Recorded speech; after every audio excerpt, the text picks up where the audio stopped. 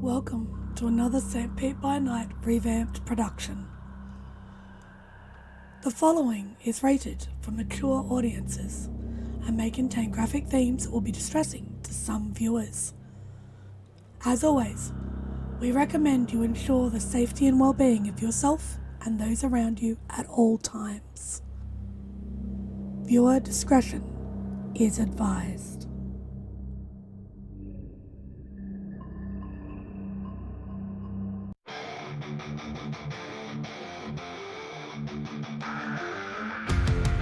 In the heart of night, we rise from shadows, howling at the moon, igniting our battles, cleansing Gaia of an endless fight, until our final days we will fight. Thanks, man, we stand united as one.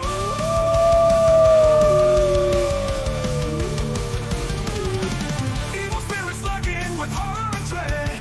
Little light leads us where the brave dare tread. Glory and honor, wisdom in our hand. Together we rise, take our final stand.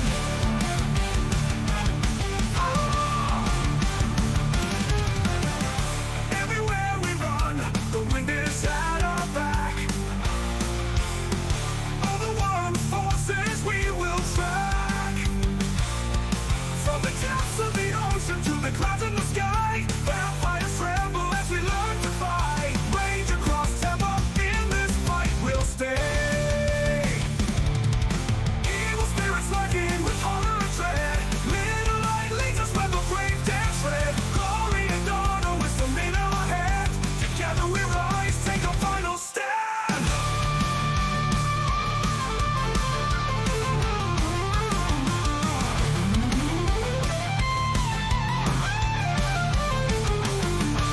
Rage across Tampa, in this fight we'll stay. Everywhere with the pack, let the night be our guide. In battles of honor, we shall never hide. Rock will never hide.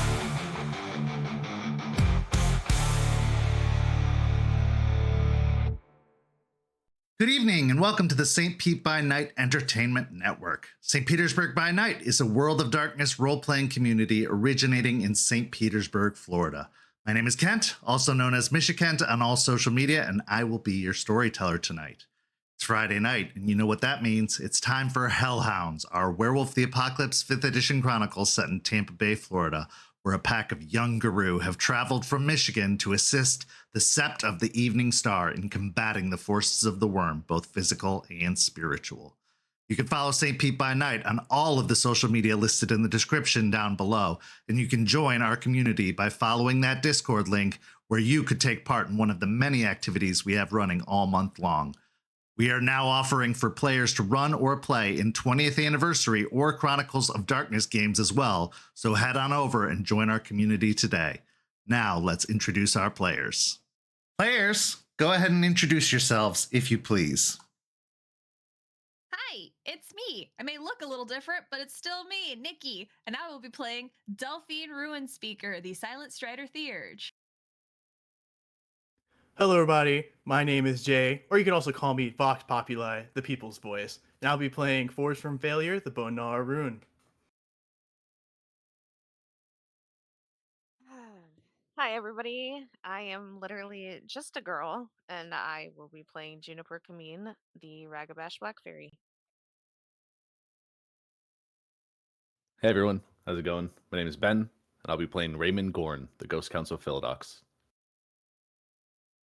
Now, before we get everyone caught up on the state of affairs in the Hellhounds, I'd like to announce that we are currently holding ongoing actual play auditions. So if you've ever wanted to be a part of a World of Darkness actual play, or more specifically, the Tampaverse, your time is now. But you're going to want to get involved in those very, very soon because we have some amazing, amazing people already signed up. So don't miss your chance. Let's take a look at the ad.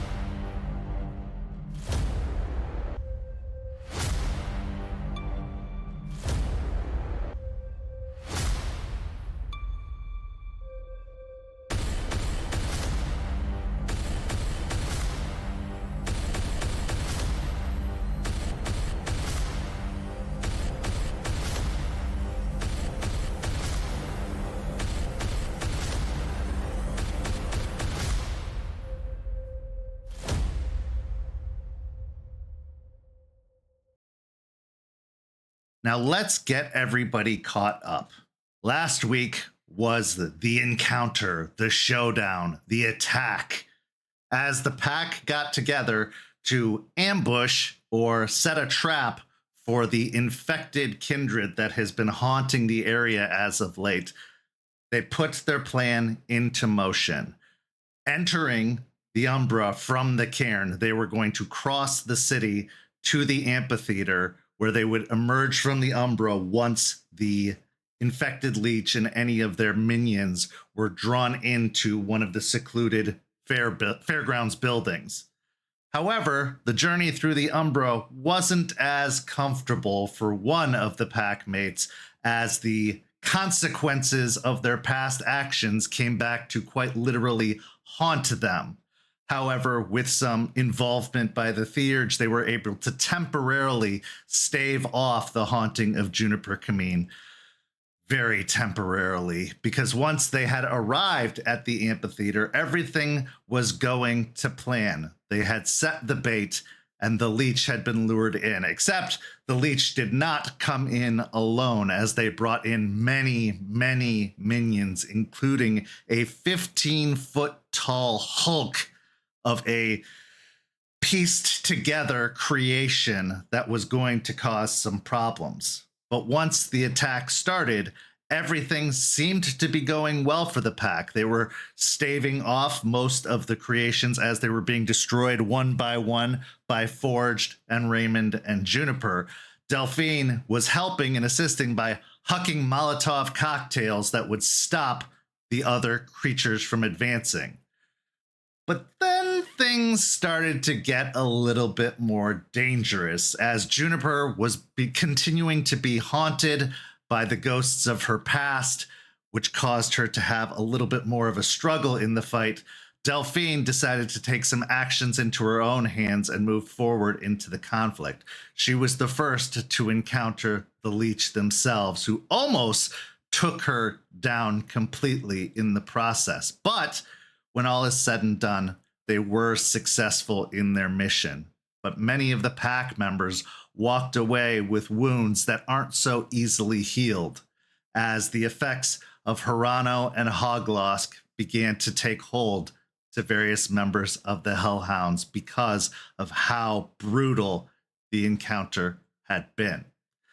After that, we saw Raymond have a conversation with Stakes, where he may have finally been convinced to speak his truth to the rest of the pack. When will that happen, and will he tell the whole truth? That only remains to be seen. But let's get into tonight's story with our first scene. Our first scene takes us to the cairn of the Sept of the Evening Star. It's late afternoon, the sun dappling through the trees, a brief chill on the air as winter continues to sink its claws ever deeper into the area of Florida. Now, what is considered cold for a Floridian is much, much warmer for everyone else. And as the Hellhounds have only been here a little less than a year, it's probably still a comfortable warm, maybe even hot for most of them. Raymond, you wished to meet with Charles to debrief about the mission and to find out your next assignment. What's going through your mind as you approach the elder guru and mentor to the pack?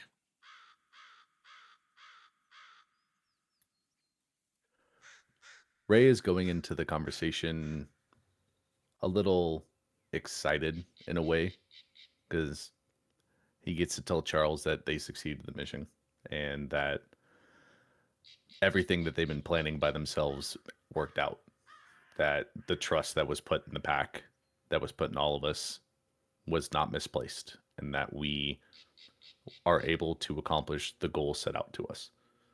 So on that front, Ray's going to be happy to explain the situation to him. On the front of what's next, he's a little worried that there might not be something immediately lined up, because if we have time to rest, then potentially our momentum might slow down, and that's a little worrisome. But we do need time to rest, just hopefully not too long. So as you cross the clearing of the cairn, headed towards the hand-carved wooden meeting table, you find Charles present in the seat of the worm foe. And as you approach, he stands from his seat in a form of etiquette, gesturing to one of the other seats to you before sitting down once more. I'll nod when Charles rises and walk over to the seat that he gestured at and pull it out and take a spot. So, Raymond, you wish to meet. I assume it has to do with your last encounter with the infected leech. Yes. I needed to report what happened in the situation. I'm sure you kind of know the conclusion of what happened, but getting as many details as possible about what happened will help me digest what happened and hopefully glean any new information to you that you may not know. Well, I can smell Delphine's blood all over one of the RVs. So I assume it was successful, but not without certain struggles. Why don't you take me through it?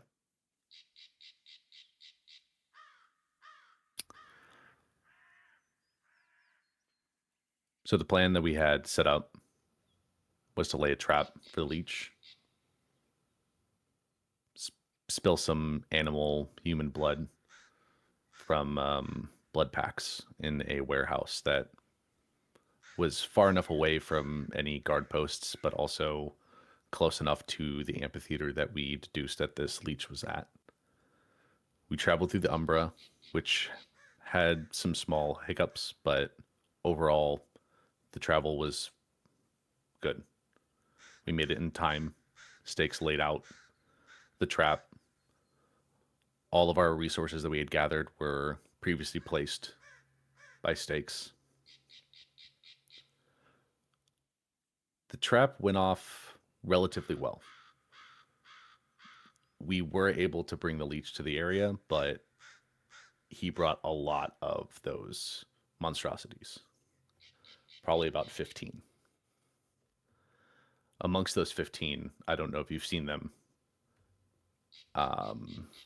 They were huge. Probably about 15 feet tall. Had multiple arms. Probably, I think, 6. There were 2 of them. And we got... Sorry, one.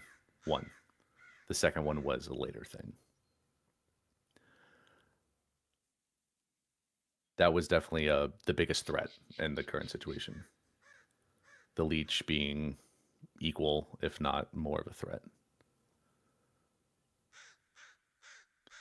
The Hulk monstrosity was able to throw the other smaller ones into us and engaged us first when we sprung the trap. Luckily, we were able to deal with them pretty, not easily, but efficiently. Forged put a lot of work into crowd control, and everyone else was able to fulfill their roles to the best they could. Taking out the first wave and the second wave. The leech was definitely... He was messing with us. The abilities that we were described from Spud with what it could do was being told what it could do, and experiencing it was a different story. I don't know if you experienced a leech with the ability to lessen your rage, but it was a weird experience. I didn't get hit with it too much. I know the others got hit with it a lot more. The leech was jumping around, dealing with those that were out of place. I know Delphine made a risky but good decision to try and take out the monstrosities that were grouped up with the Molotov cocktails that we had prepared.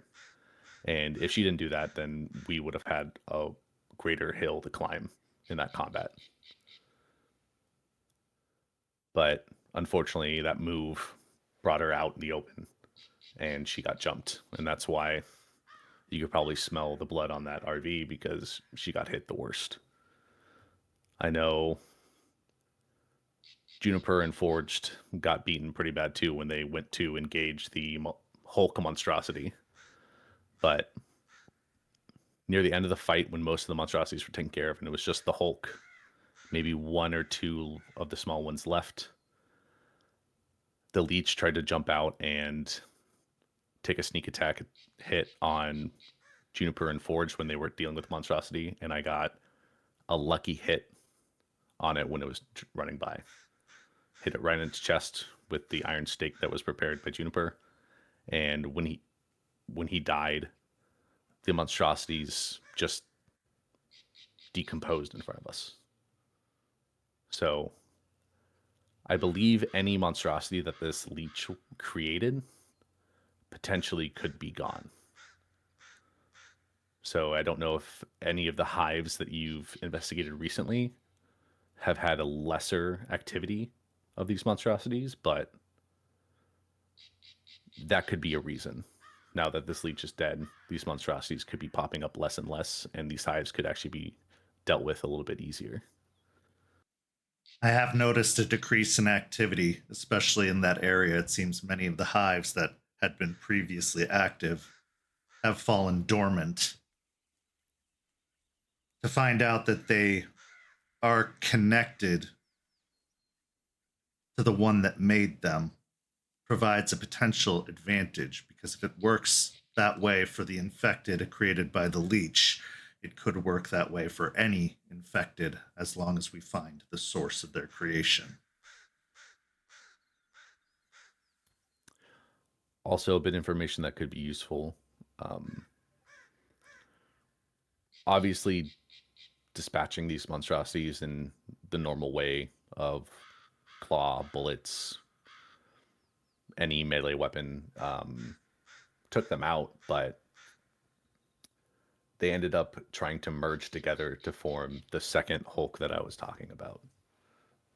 So obviously, dealing the final blow with iron or fire is the only way to really stop them. But we kind of knew that, but it was jarring to see them try to form something new after being dispatched. I was not expecting that. We have not seen a monstrosity of the size that you described. That is new, but it is good to know that's within their potential and something that we could prepare for going into Piney Point. Now, whether that's limited to the Leech's creations or something that they are capable of doing as a whole remains to be seen, but it is another thing that we can add to the list that we know about them. As for them reforming, that is knowledge that we had, but to create something of that mass and magnitude shows a certain continuation of the hive-minded behavior we have known them to possess. I don't know if it was something that was specific to the Leech's creations, or if this is something that now is going to be a general thing that these monstrosities can do. But hopefully this was something that only those things could accomplish, that the things that the Leech created were capable of. That would be preferable, yes, but I tend not to underestimate the capabilities of these creations. They have already proven to be vastly intelligent in their tactics, as well as capable of new and interesting creations with each evolution. Speaking of, I don't know if you've experienced this yet. When we initiated the combat with these monstrosities, the Leech, the first wave that were tossed at us had those plants that could spew the spores embedded in the monstrosity. And so they were kind of akin to grenades in a sense. Yes, we have encountered those before. We have referred to them as volcanoes in the past due to the spore producing plant in the center of their chest.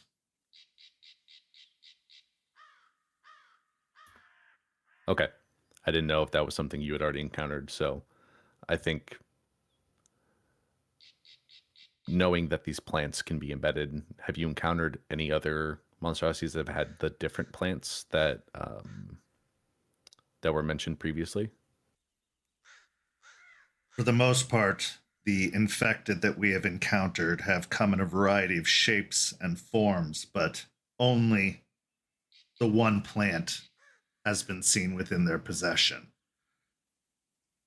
Although, knowing Piney Point lies ahead, I would be prepared for anything, especially if they somehow are able to incorporate their defensive plants, the bushes, with the iron spikes, or with the silver spikes. That is something to be mindful of. Definitely. Speaking of Piney Point, now that this leech situation is dealt with, is that the next step? Is there a plan to go forward with dealing with Piney Point finally? We are preparing for an assault on Piney Point, but that still needs some time as there are other issues to be dealt with before we can comfortably advance on Piney Point. We are planning a multi-pronged attack with your group potentially going in to deal with their scientists and even Vanessa, while we go to engage the one we believe to be responsible for all this, a follower of Balor, a changeling that we believe gave them the means to create these plants. If we are able to get to this changeling, perhaps they could be the source that will disrupt the rest of the infected.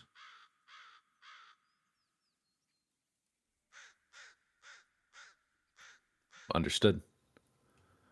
I'm sure that plan is, like you said, still kind of coming together.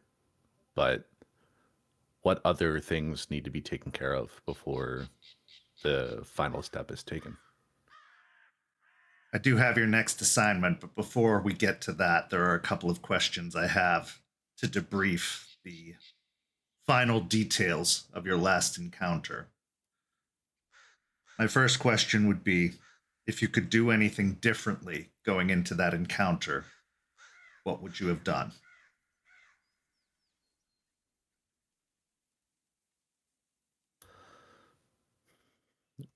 I will lean back in my chair, cross my arms, kind of think for a bit. I think overall we did okay. Our preparation was good. The plan we made together was solid. I think overall, maybe better communication in the moment. We all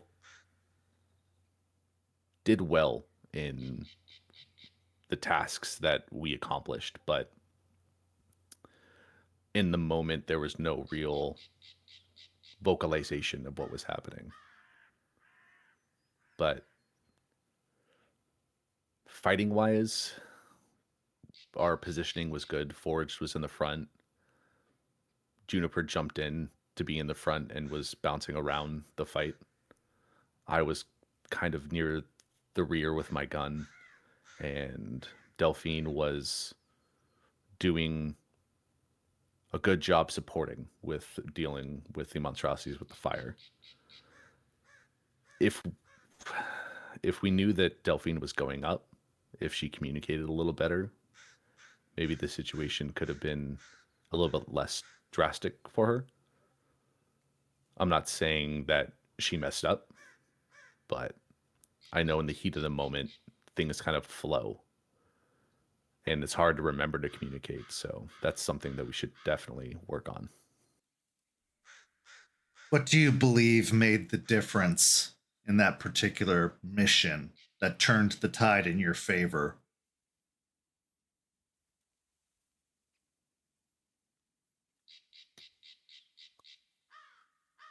I think there were 3 key moments that really turn the tide. I think if we didn't have Forge in the front line dealing with 3 of the monstrosities at a time, then we would have been overwhelmed. He dealt with the brunt of the attack of each wave, and if he wasn't there, then we would have probably failed within the first 30 seconds. Delphine making the dash to the side and launching the Molotov on the remaining monstrosities that were behind the Hulk, ready to be thrown, taking out at least half of the remaining, was huge. If she didn't do that, then we would have been, again, swarmed and overwhelmed. And then the Hulk was going to be an issue, and Forged was trying to deal with it the best that he could. But if Juniper didn't jump in with her sword and deal a huge blow to it, wounding it and bringing it down to the point where Forged could threaten it more, then the Hulk would have probably taken both Forged and Juniper out rather quickly. Me dealing with the leech was more, I believe, to be luck. I was in a good position. It was running fast out in the open, and I believe to be more of a lucky shot than a well-timed execution. So I don't really want to count that as some of the best or one of the better moments, because if I missed, then that whole fight would have been completely different. Well, I appreciate your modesty, Raymond. Do not mistake luck for skill. You have been working very hard to become a marksman. This is the benefits of that training and work. And it likely was the exclamation point of turning the tide. Guaranteed the success.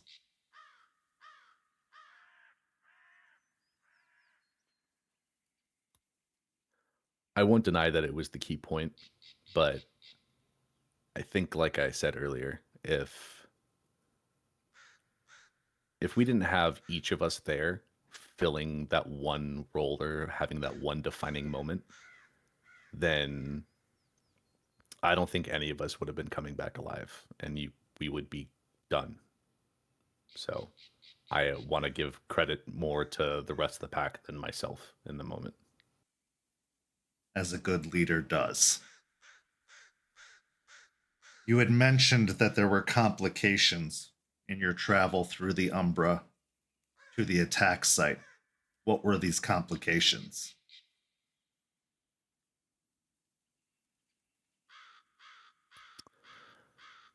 I mean, the situation with Delphine's parents and the ghosts that still linger, I don't think any of us expected when we stepped into the Umbra for them to immediately attach on and try to affect Juniper the way they did. That was the major complication, was that they decided in that moment, because we were there, that they needed to do something to enact revenge of some sort.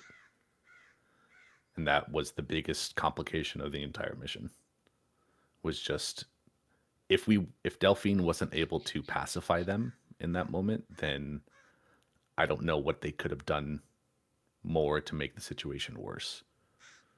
Because I don't even want to know what they could have done, because it would have been probably worse than the whole fight that we encountered. The longer this issue between your pack mates continues, the more you will have to rely on luck. It may be time for you to step in and take a direct hand in the matter.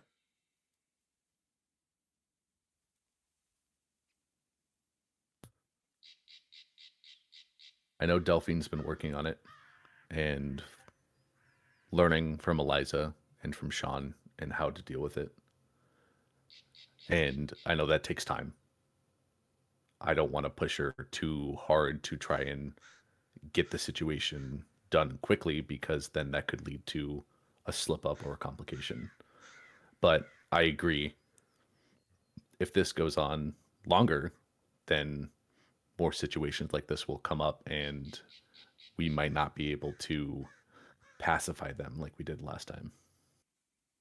Time is a very precious resource that we do not have a great amount of. The attack on Piney Point is coming, whether your group is ready for it or not. You need to ensure that they are ready.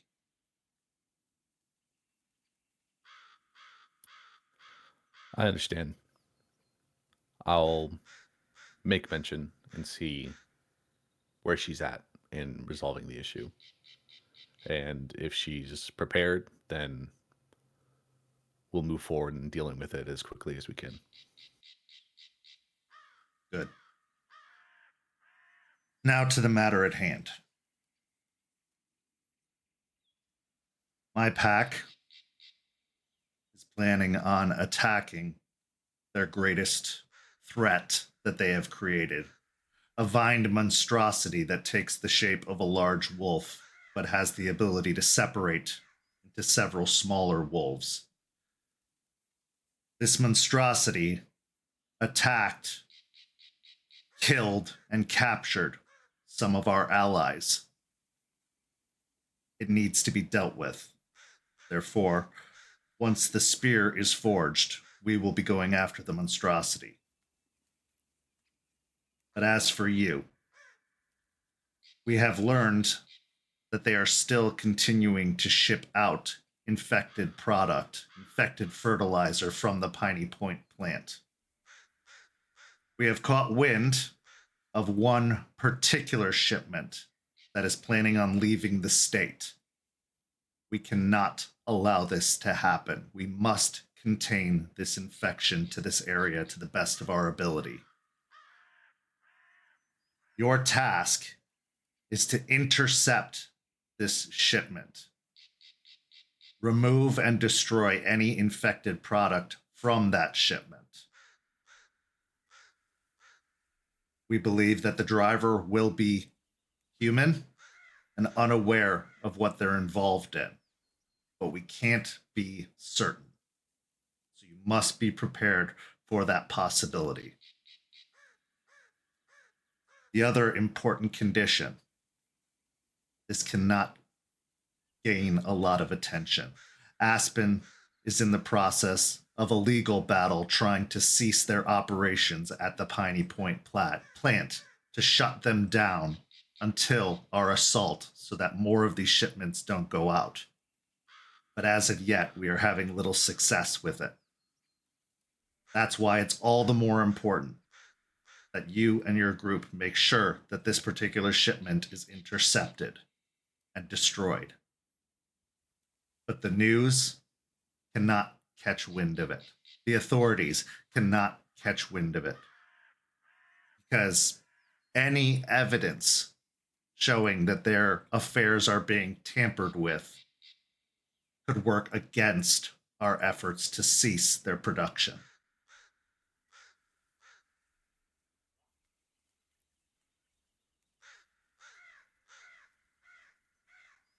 Okay. Do you know when this shipment is going to be heading out? 2 weeks.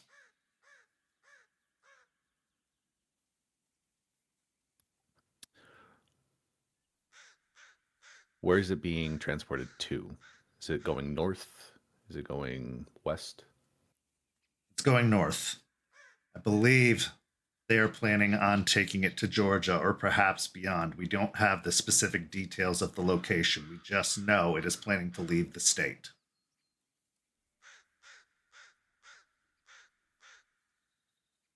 You will not be able to stop the shipment before it hits the road, as it'll be leaving directly from the Piney Point plant. You will have to intercept it in transit.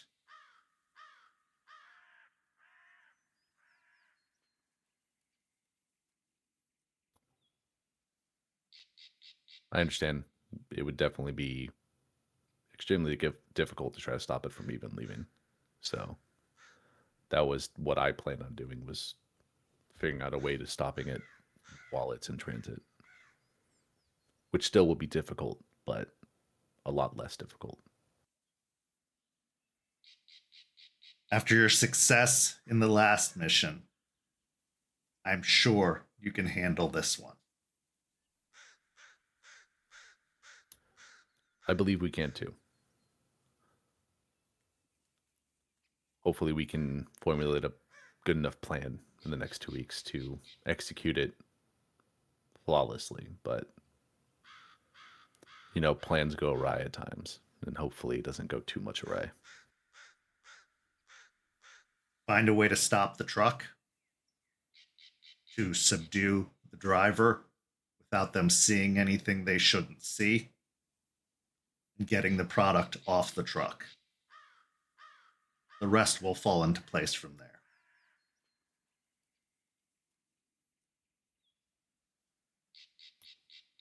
I understand. I'll let everyone else know about the new mission and the situation, and we'll put our heads together and come up with something.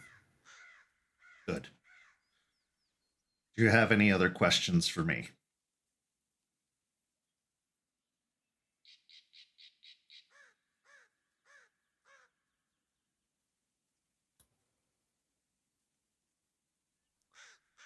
Off the top of my head, not really. I think having a new mission right away, I think it'll help us keep our momentum going, and we should be able to accomplish this. But hopefully everyone can be rested up enough before we go. That's my only small concern. I agree. Also, tending to any matters left unsaid before the mission could be beneficial.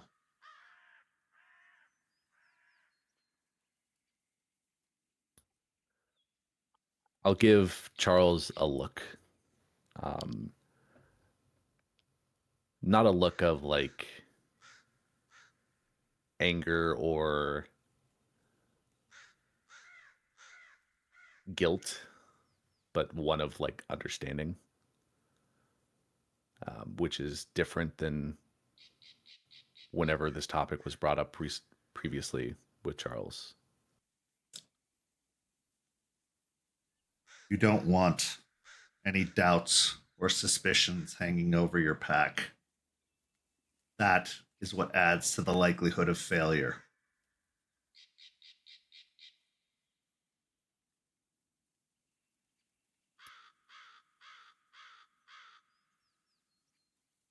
I know keeping the secret is going to lead to more problems down the line. But with a mission that is still important, I don't know if telling them beforehand would lead to issues during the mission itself.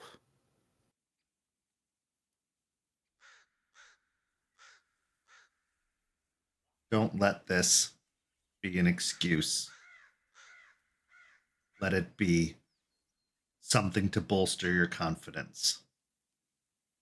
You need to know how they're going to react, because one way or another, the truth comes out. At least you would be in control of it, and at least you would know how your pack feels about the matter.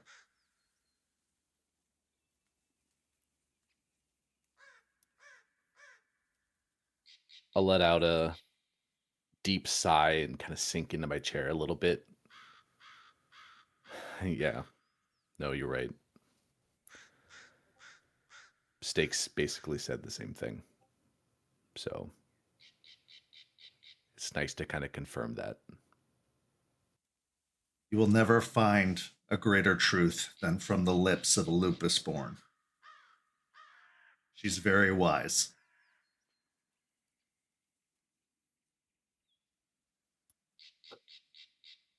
You're not wrong. And she definitely shoots it straight. Doesn't talk around a topic, which is nice. Agreed. I believe I've told you the basics of what you need to know, but is there anything else for the purposes of clear communication and transparency that you would like to know?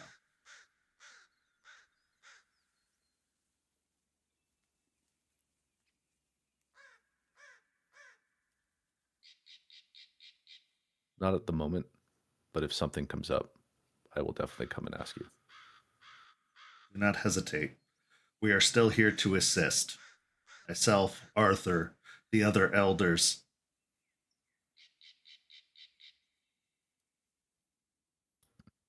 I know. And I'm sure once we come up with a plan for the mission, we'll be approaching you and everyone else for any help that we need. Good. And if there's nothing further, I will let you get back to your preparations and training. Thanks, Charles.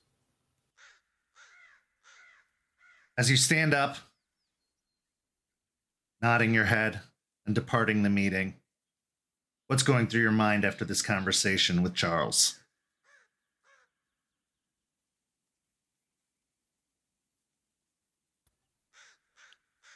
Being able to break down the mission to him and explain everything that went right, it did feel good. Being able to give everyone the moment of spotlight and the explanation felt right. And it's good to feel that way about everyone else in the pack. But the last comments that Charles made about trust and telling the truth, those feelings are a little more muted now because him and Stakes could be correct that me telling the truth about the situation with Jordan could lead to something good. But there's always that nagging, gnawing feeling in the back of my head that the moment I bring it up and the moment I say it out loud, it could ruin everything. So that is a big, big worry. And with that, we transition to our next scene. Our next scene takes us to a community center building attached to one of the nearby churches in Tampa. This building plays host to a Narcotics Anonymous meeting. A meeting that Delphine had researched for some time and has finally mustered up the courage to attend. But rather than attending alone, she chose to take on the accountability of Forged from Failures, as well as the support.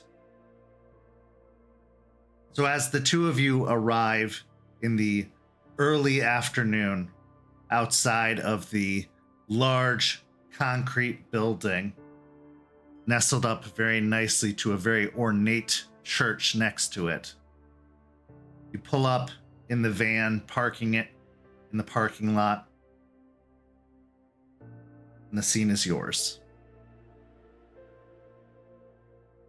Delphine, probably in the passenger seat, probably has her knees drawn up a little bit onto the seat. She's likely chewing on the end of her nail nervously as she just stares at the building. And like anytime she's not chewing on her thumbnail, she goes to reach for like where her hair like would normally sit before, but after the fight and having most of it burnt off, she just grips at nothing and then goes back to biting the nail. And she'll just be shaking her legs anxiously and just kind of having that mental debate with herself of whether or not to ask Forge to turn the car around. Forge parks the car right now. He's kind of just a lot more calm than Delphine is. A little, not entirely disinterested, but slightly kind of bored as he, gets everything set up. He does care for the well-being of Delphine here. Not quite sure. He's never been to one of these before, so he doesn't quite know what he's supposed to do. But as you see her biting her nail and kind of fidgeting around a lot, he reaches to a pocket, kind of sits forward a little bit, and pulls out some mint gum, as he'll just offer one of it to her and just say, "If you want to chew with something, I got some gum here if you want." She'll pull her nail out of her, away from her teeth and just kind of look at him. And she'll rub her palms against her thighs and then reach out for the gum and take it. Thanks. Just a little tense. So chewing probably on gum is probably better than. She'll look at her chewed down to probably the edge of her nail bed thumb, and probably not good for my nails at all either. Yeah, I mean, I knew some dudes who were trying to get off chewing tobacco, and this is the shit they used to do, so I figured it's like the same kind of concept here. I mean, you ever been to a place like this before? I never been. I don't really know how do they do shit here, I've mainly just read up on a couple of meetings on Reddit, and from what I've read, you don't really have to talk if you don't want to. But they're just supposed to be places for. She'll take a pause and take a deep breath. People like me to get stuff off their chest and of how they're struggling with everything, and try to find a support system. She'll look at him. You don't have to say anything at all if you don't want to, but she grips, like, she kind of bunches the fabric of her jeans and into her hands as she's forming fists. I just didn't want to come alone. You said back in hell that you'd help me out.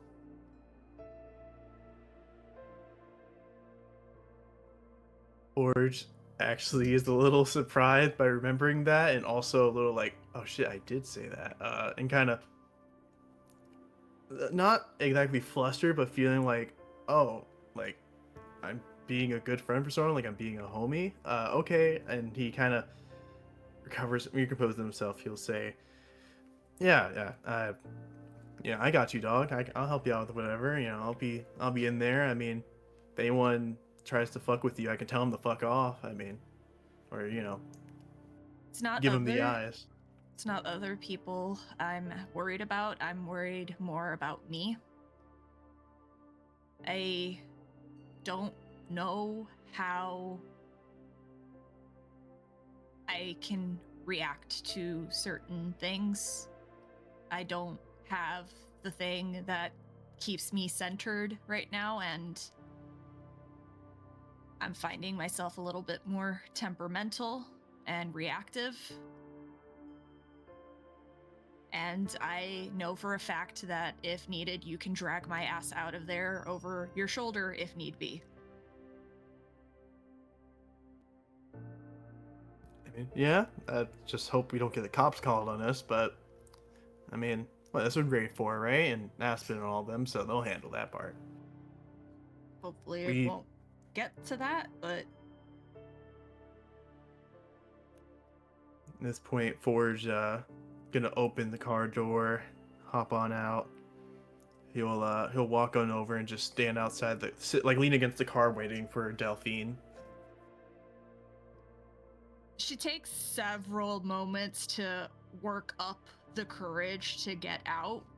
Just like her hand is constantly reaching and pulling away from the door handle, and she still has that thought process in her mind of forgetting about everything and just turning around.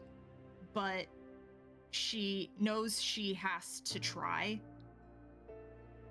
So she forces herself to finally open the door and get out of the car, wincing a little bit just because getting skewered by that leech, while she's healed for the most part, her insides are still a little sore.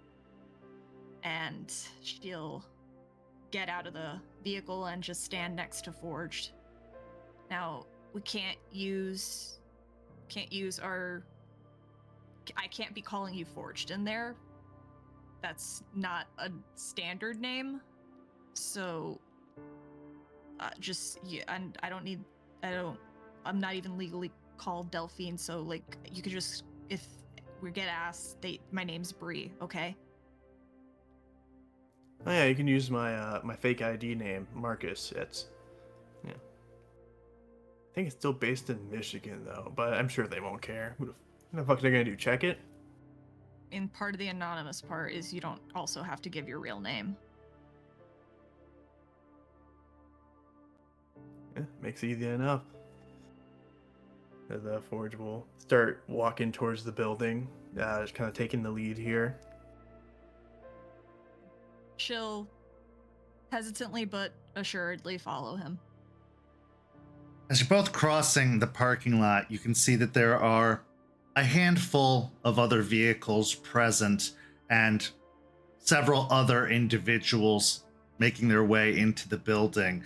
They are a complex variety of people, some dressed in suits as if coming from the office or perhaps going back to work after this. Others, like yourselves, dressed a little more casually. But you can see a wide variety of ages, from those seemingly just passing 18 to those in their 50s and 60s. As you approach the building, I'd like both of you to make a wits and awareness check, please. Do I get my bonus for noticing, finding something lost or overlooked? No. Okay, fair enough. And we're also at Rage 1, I assume. Yeah. I got 3 successes. I got 2. Okay, Forged, you are primarily focused on the building in front of you and taking in the various individuals you see heading into the building, as well as looking beyond that into the room beyond, which appears to be a gymnasium of sorts with a variety of folding chairs set up in a circle. Delphine, as you are taking a shaky breath to try and steady yourself approaching the building, you can't help but look back towards the car, your last chance to escape. But what you catch, also in the parking lot, is a dirty green Jeep parked a few spaces away. Looking a little closer, you see in the driver's seat of the Jeep is Artie, who seems to be gripping the steering wheel very, very tightly. His appearance is a little bit more bedraggled, but he looks like he's tried to make the best of it, as his goatee is joined by a little bit of scruff along the sides. It's not very well manicured. His hair is ruffled slightly, and his shirt is unbuttoned a little bit lower. He seems to be taking his own steadying breaths, but his shoulders are hunched very tight. Delphine pauses in the doorway of the building, spotting Artie, and she'll turn back to Forged, and she'll just wait 1 second. I'll be right back. And she'll jog over to the Jeep. As you approach the Jeep, Artie doesn't seem to turn to notice your approach. He's staring primarily directly ahead. But once you do approach, he blinks out of a daze and looks over at you and is somewhat startled by your appearance, but offers a weak smile to try and cover up for his surprise. She'll do the gesture of rolling the window down. He reaches over and cranks until the window lowers. Hey.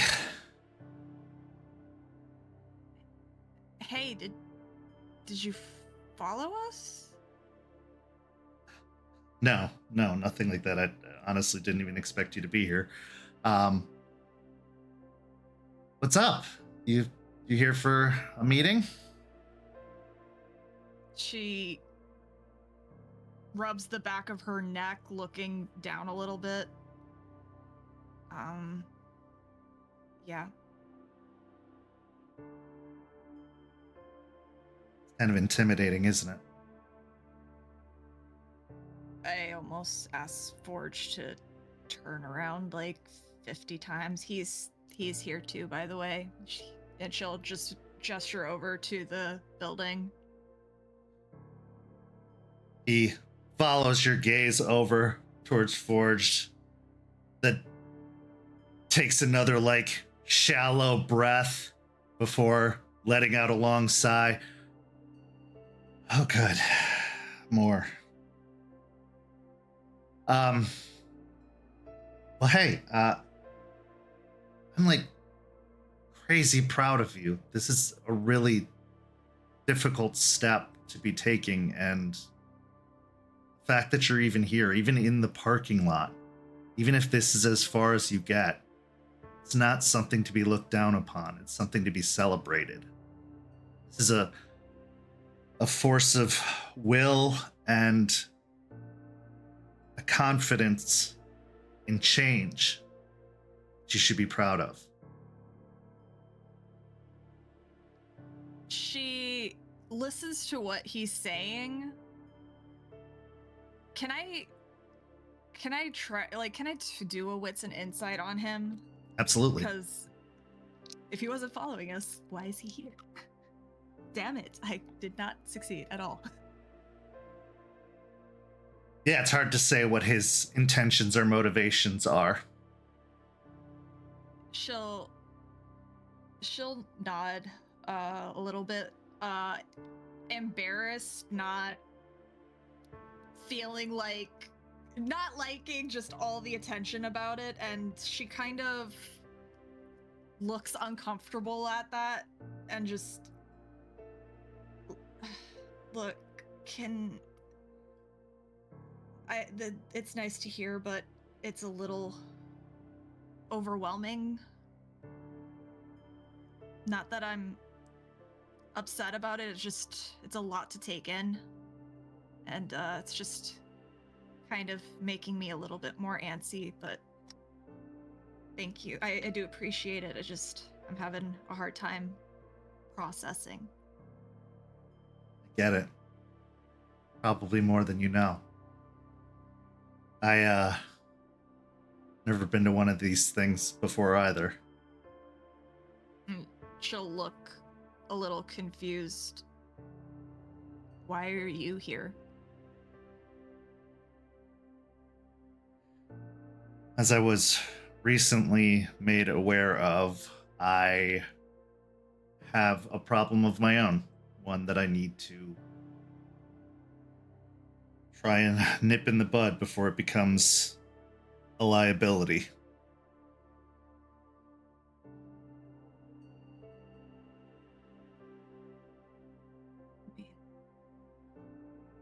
She'll glance over her shoulder at Ford and then back at Artie. I mean, I did a lot of reviewing of this place online before coming here. That's seems like it's a good place to start. And believe me, or whether you want to believe me or not, Forged is actually really good at being an emotional support werewolf, as it were. Believe it. I actually had one of those of my own some time ago, and luckily enough, I have more now. But I want you to know that as difficult as this may seem now,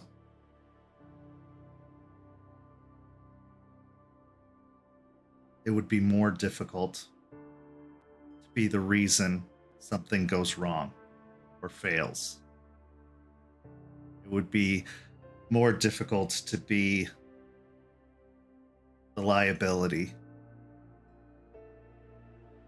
You are doing something incredible and possibly one of the most difficult things you'll ever have to do. But if you can do it, I can do it. Kind of what pushed me here already. I think I already lured in a Bane, so I can't keep being an issue for the cairn for the sept. It was like right outside. Well, it had more than one reason to be drawn there. So don't blame yourself. Not entirely. I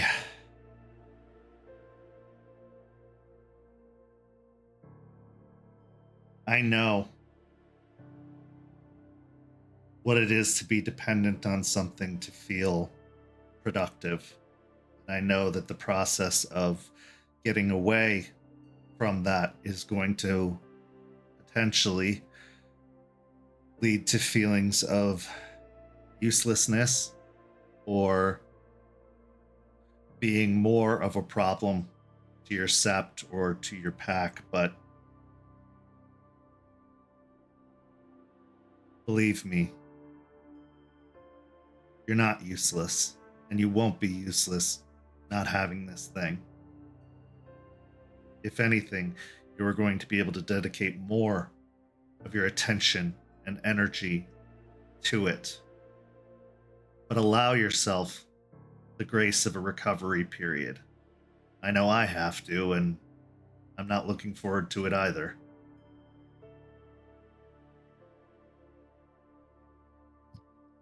Should talk to Sean. He's got some experience with this. He actually told me that this would be a pretty good idea for me to do. Get a routine in.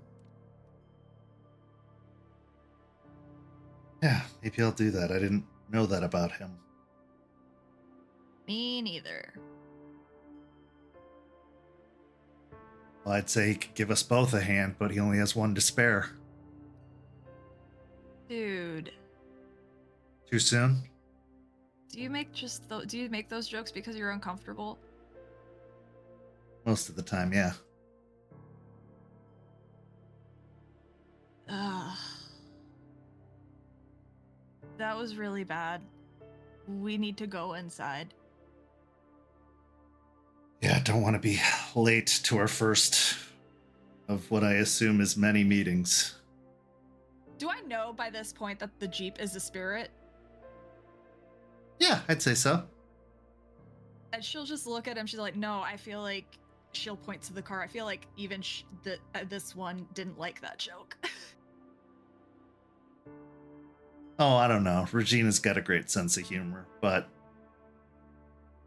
you're probably right.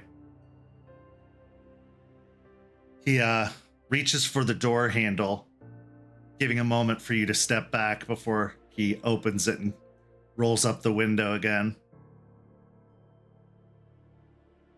Okay. Well, we can do this together, I guess. She'll just like very supportive gesture, hold out her hand for him, so that way they both have like something to hold on to. He smiles, and while one hand combs through his hair, he reaches out with the other and takes your hand. We can do this. He can feel that her hand is definitely really shaky, not just from the withdrawal, but also from the nerves. But she'll give what she hopes is a confident nod, even if she doesn't feel it herself so much. And she'll lead him over to where Forged is. So, Forged, what have you been doing as Delphine's been over by the Jeep chatting? So Mr. Forrest we were like in the doorway, so when she said like, "Oh, just wait a moment, I'll be back," he didn't want to make people uncomfortable by just standing right outside the doorway, because that feels a little awkward. So he's like inside right now, like a little away from the doorway, just kind of leaning up against the wall, hands in his pockets, kind of looking around, seeing if he recognizes anyone, kind of thinking to himself, "Man, I hope she didn't just take the fucking Jeep or like the car and just dip. That'd be really awkward right now." Like he like checks the keys, like, okay, I still got these. So he's just right now just waiting for her to come back. So as you're waiting inside, taking in the atmosphere, it is a gymnasium. You can see a basketball hoop off to one side, some pads for gymnastics or stretching off to another, but most of the materials have been cleared away to make room for this circle of chairs. There's also a chalkboard off to one side, and you can see a few people milling about, maybe about 6 or 7, but there's one that stands out more to you, which is an older man, probably in his 40s, wearing a sweater with a button-up shirt underneath and some slacks, who seems to be moving around greeting people. Now, most of the people who respond with recognition to him. Off on another side, there's a folding table up against one wall that seems to have a big, large coffee pot on it, as well as a plate of cookies and donuts and other snacks. And then there's also a vegetable tray with dip and some paper plates stacked up next to it. Seeing the food laid out, Forge kind of hones in on it before kind of beelining towards it, grabbing a plate of sweets for himself and maybe 1 or 2 for Delphine, as he'll look over to the vegetables a little disgusted, and then grab like a plate and a few for Delphine with some dip, because he thinks that she probably likes this shit, and then turns around and kind of just waits. He doesn't quite want to introduce himself just yet alone, and he also kind of wants to get away with being on the down low for now, so just kind of listening in on whatever's going on, or getting the feel of the vibe.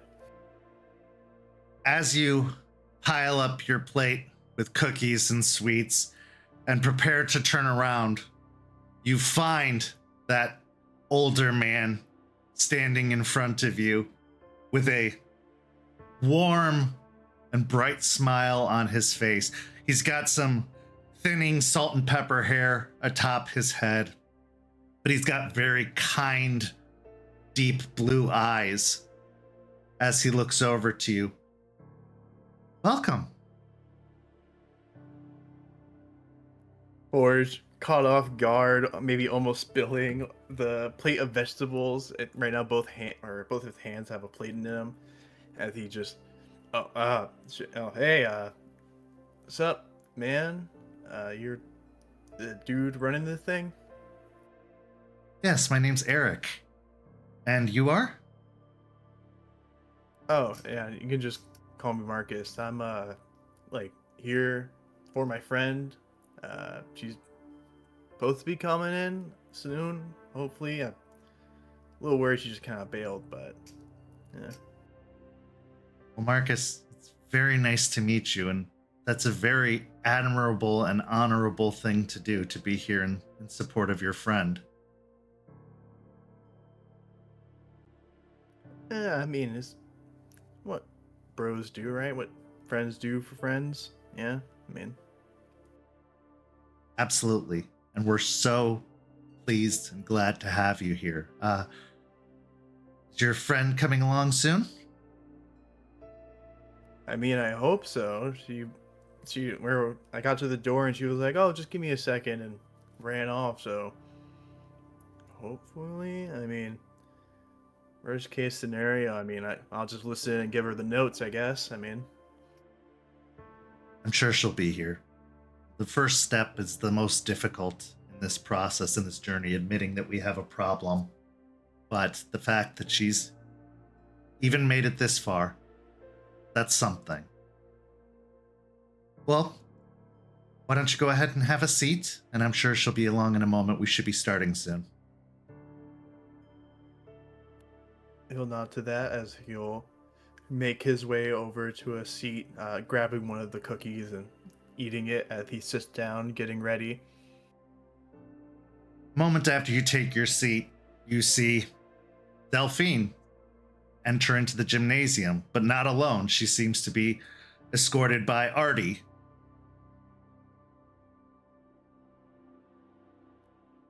Forge looks a little surprised, but will kind of raise his hand up to wave for Delphine. Not yelling over the gymnasium or anything, as he'll even show that he has a plate of vegetables for her. Delphine will head on in Forge's direction, and bring Artie along with her, and she'll just have a seat. Sorry, I just saw we had company in the parking lot. As you're headed over to the seat, Artie, his eyes move over towards the coffee pitcher, and he pauses for a moment, but as you continue walking, he kind of stumble steps alongside you and is almost dragged over towards the seat, where he, upon seeing Forge, gives a smile and a nod. When they get close enough, Forge will just nod back to Artie and just be like, "What's up? You came here also for Delphine, or?" He opens his mouth as if to speak at first, but then says, "Actually, it seems to be just a coincidence that we're all here. I was here for myself, actually." So- Shit. I mean, fair enough, man. I mean, kind of probably a good thing we're all here at the same time. He reached over. You want some, I think this is broccoli or a cookie. I don't know. I don't know what kind of cookies they are, but they're pretty fucking good. Yeah, thanks. He reaches over and pulls a cookie off the plate and a handful of baby carrots. He then Also- takes a seat. Also, it's Bree, remember? Marcus? Oh, yeah, sure. He just kind of shrugs to that. Just, I don't think they really care, but I mean, also, you want some? I assumed you like this green stuff, so I grabbed some for you. I mean, healthy stuff? Yes, I do. So as you settle in, enjoying your snacks, eventually everyone else in the meeting takes their seats as Eric calls the meeting to order. They start with the affirmations, before going around and introducing themselves. One by one, you hear a variety of introductions as well as admissions to being an addict. Eventually, it comes around the circle to you, Delphine. Do you stand up and speak, or do you stay silent? She freezes a little bit when when it gets to her, and she kind of feels she knows it's probably not intense, but she nonetheless feels like the gaze of everyone on her right now is like nothing but intensity. And she is shaking just a little bit more at this attention, and she kind of looks to Forged first, kind of seeking like support, but also seeing if he thinks she should say something. Forge is seeing this apprehension, and he kind of like motions for her to come a little closer and like lean in, as he'll lean in and whisper like, dude, you're scared, dude, you literally ran in and like firebombed like 10 monsters, and you got this, man, bro. This is easy. Compared to that, it'll be easy. Forged, give me a charisma and persuasion. I'm not the greatest, but I could try.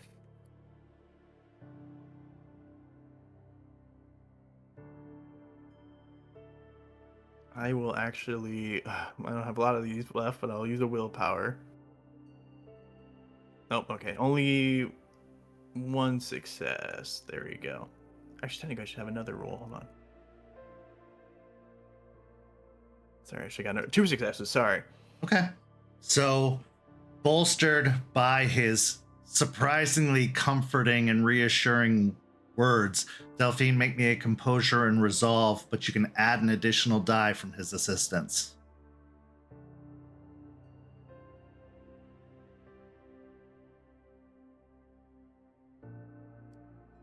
I love how poetic this is, because that was 4 successes with a crit.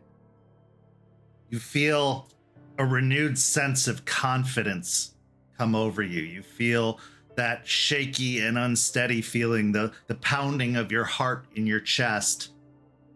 Slow. The shaking stills. You can do this. She'll, once again, rubbing her hands on the fabric of her jeans over her thighs, she'll stand up slowly, and she'll just hold out a hand in a small waving gesture. Hi, I'm Bree. And came here because I have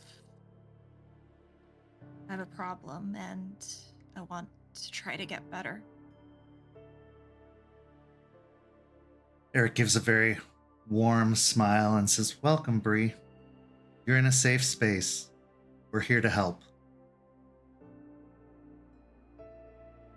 Then comes to Artie, who remains seated for a few moments, his foot tapping, his knee shaking.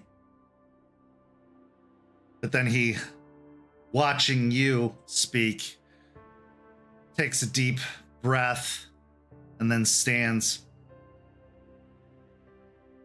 "Hello, my name's Arthur. It's been 3 days since I last used. And I'm an addict. Primarily caffeine, prescription speed, and, as of recently, cocaine."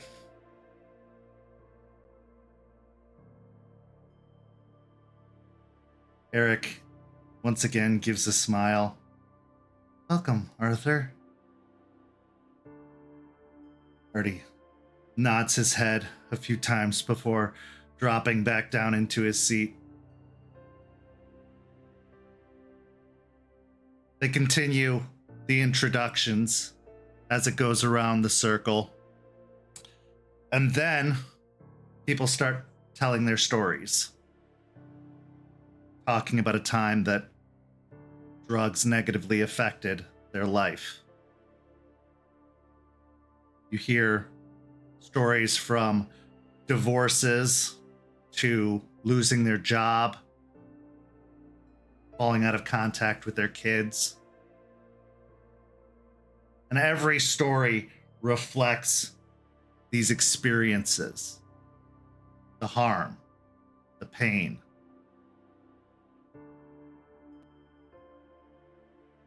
Seeing the bravery of these individuals speaking, while reassuring, also reminds you just how not normal you are. Because the lives they speak of, no matter how negatively affected, are lives that you will likely never have.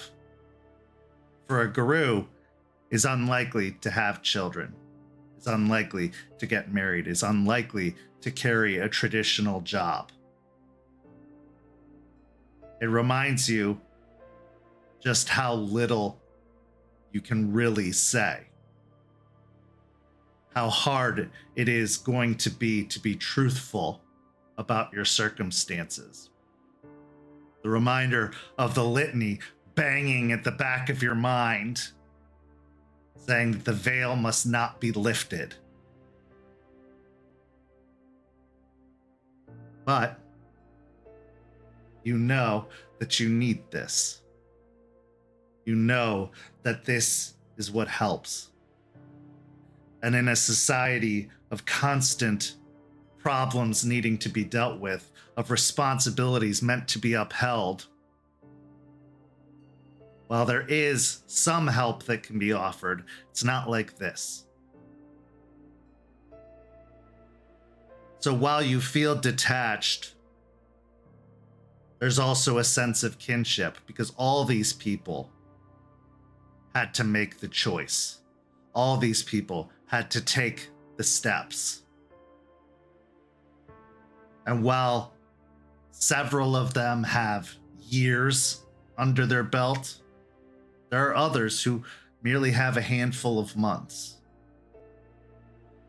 That they're a little bit further ahead than you are, but not much. Yet they're still somehow here, doing this, succeeding, moving forward.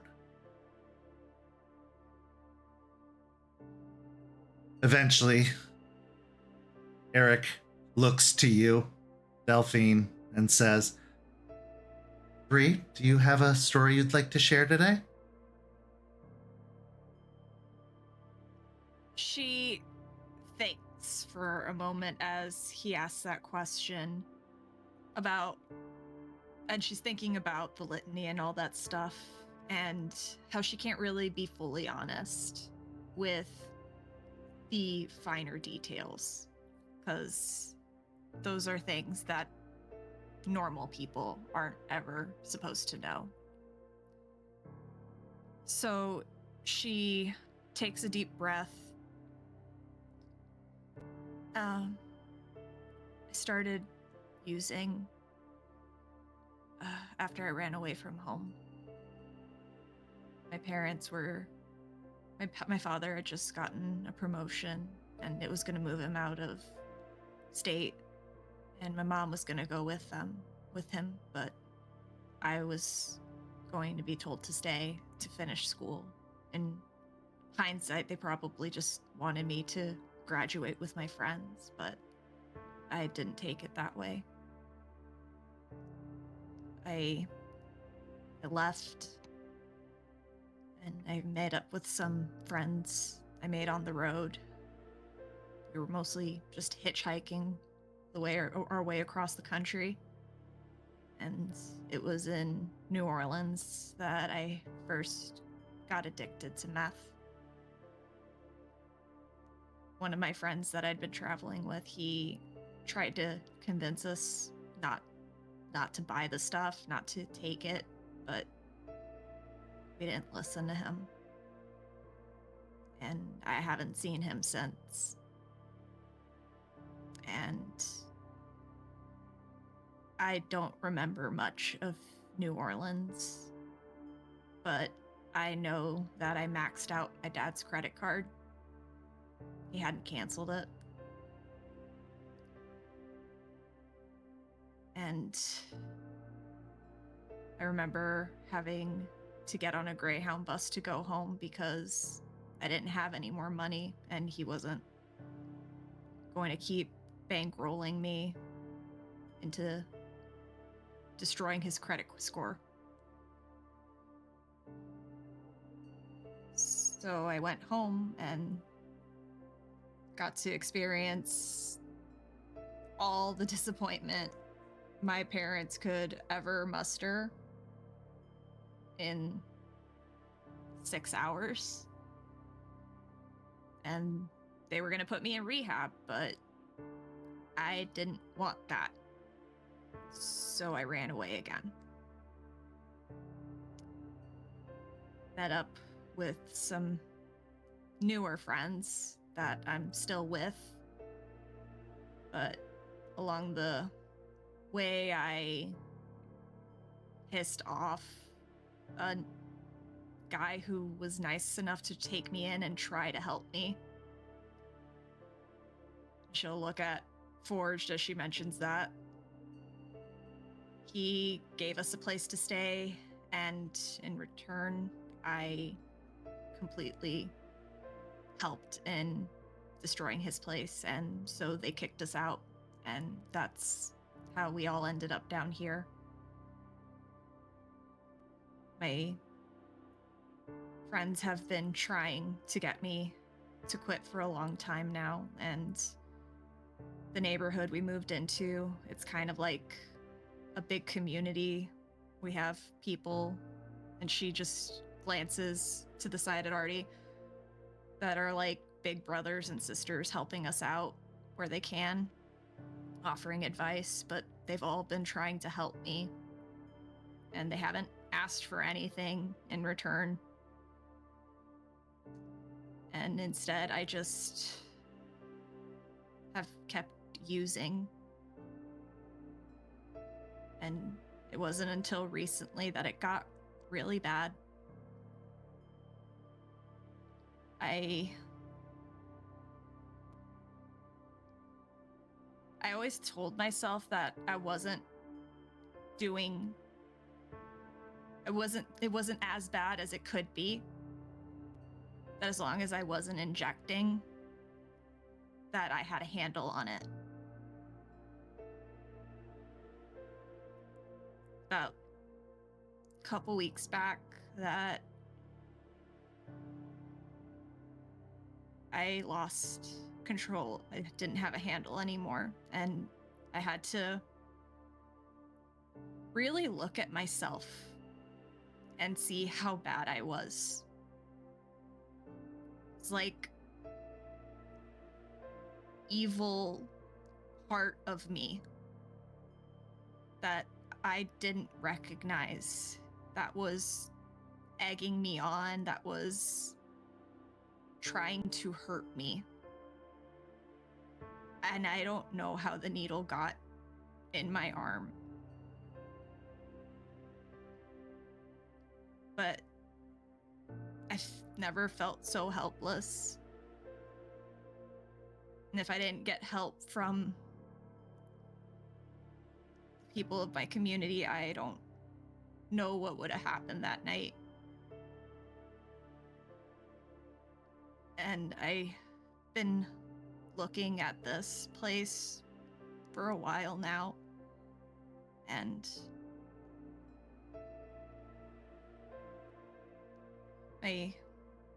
one of my big brothers once said that this was probably a good first step.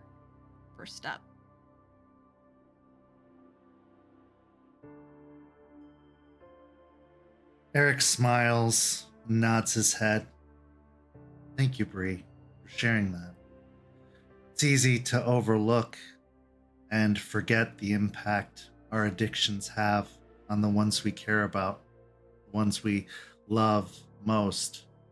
It's easy to take for granted the support that they give us until it's gone.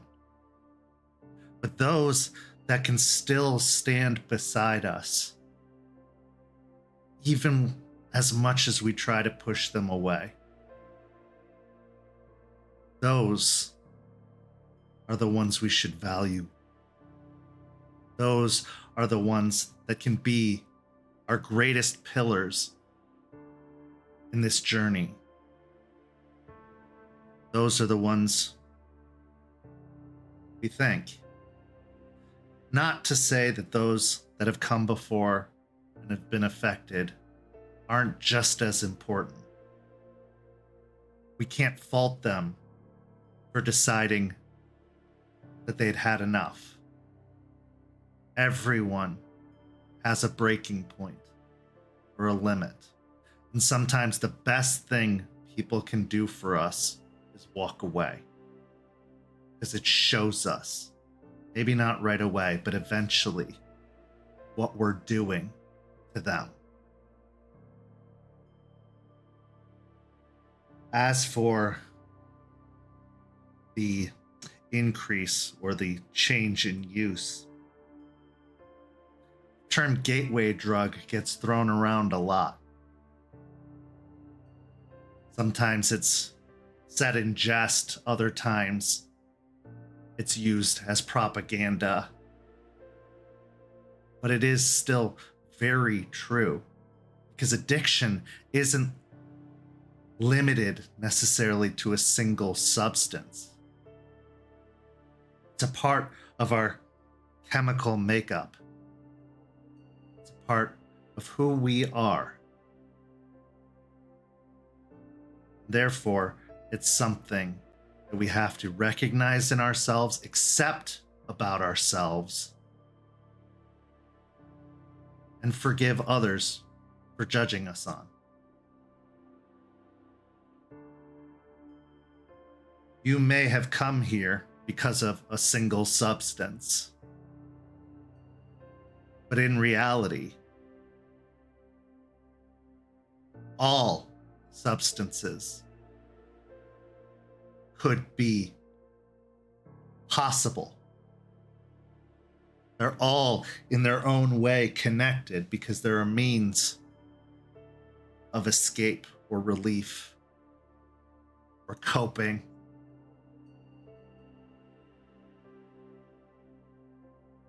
So it's easy to grow blind to what we use and what we need. It's easy to have other things enter into our routine and to be completely blinded and unaware to it, just chasing a particular feeling.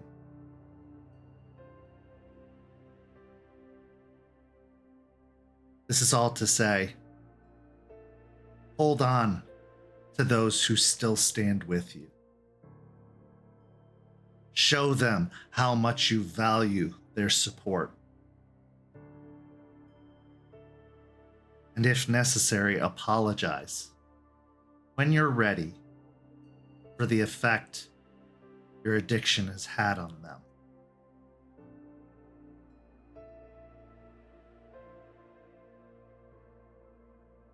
Marcus, I know you're here as a supporter, but do you have anything you wish to share? Boris is currently eating, like, with sneaking a cookie during this whole speech, and kind of heard that, just pops up, drops a cookie, swallows it. Yeah, I mean, shit, I'm not kind of good with this shit. Y'all are dope for saying this stuff. I mean, shit's tough. I mean, I don't know it myself, but I mean, and he kind of just looks around awkwardly, like, fuck, I didn't expect this, and kind of sits back in his chair, kind of shrinking a little bit, like, please God. Thank you, Marcus. Perhaps to help, is there anything you would wish to say to Bree? As a friend, as a supporter, as someone who cares about her enough to come to this meeting? Is there something you'd like to tell her about how her use has affected you? Or any encouragement you'd like to give?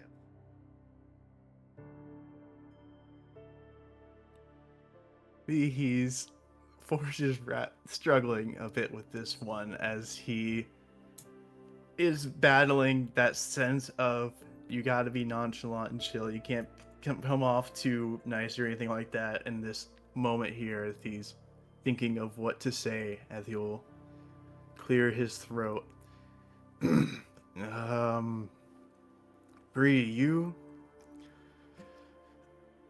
know, I know we've known each other for a bit now, not that long to be honest, but I mean, I've seen some of the shit you've been through and some of the work you've been putting in, and you know, out of all our friends, I think you've been kind of like doing the most work with the shit that's been going on, and you know, that's something to be proud of, and you should feel good about that. And he kind of exhales for a second, looks awkwardly away as he'll, and I'm proud of you, Bree, for putting in this work and coming here. I know it wasn't easy, and if I was in your shoes, I probably wouldn't have done it, so you're pretty fucking tough for it. Eric nods his head and actually applauds, just joined in by a few of the others. Thank you for that, Marcus. He then looks over to Artie. Arthur, do you have anything you wish to share? Artie hesitantly stands once again. Ever since I was a kid, I've had responsibility, a need to be responsible for others. Growing up without a dad and a mom who was always working, and then eventually got really, really sick, I had to take on the responsibility for myself, my younger brother, and eventually my mom as well. I felt like if I wasn't contributing, if I wasn't doing everything I could, I was letting them down. I was letting myself down. I'm sure, as we all know, the older you get, the more of those responsibilities start to pop up.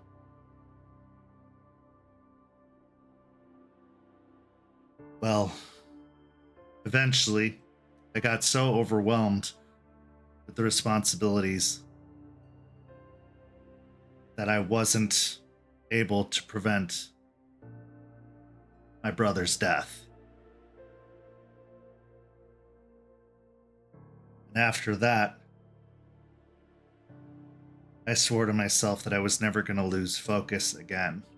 That I always had to be working, always had to be aware. That led to the continued use, because I didn't want to let anyone down. I didn't want to lose anyone else.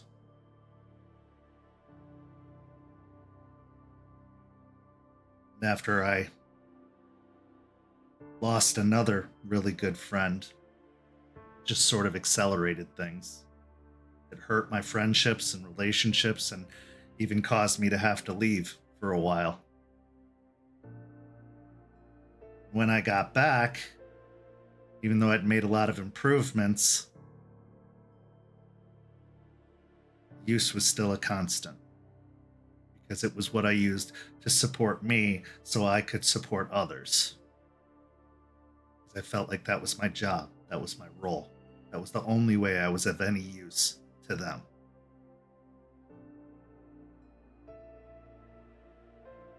What I didn't recognize was that it was hurting my friends. It was hurting my fiance. It was hurting them to the point that I wasn't just being of use. I was depriving them of what mattered most. Me, as a person, as a friend. Me being happy, healthy. And when I was finally confronted with that,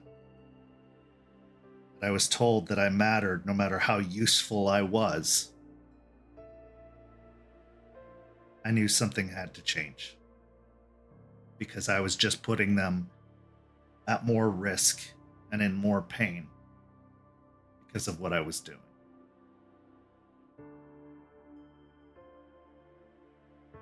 He takes another breath and then sits down, removing his glasses to clean them nervously. As Eric gives a nod. Thank you, Arthur. At that point, they move on to a few more stories. And then eventually the meeting comes to a close, wrapping up with a prayer and an oath. And then the meeting is called to an end. Eric encouraging anyone to take cookies and coffee and the vegetables, and letting everyone know that there would be several meetings available this week, as well as the next week. And mentioning pamphlets that are laid out on another table for help. But as people rise to leave, Artie lingers in the chair, just staring at the shiny surface of the gymnasium floor.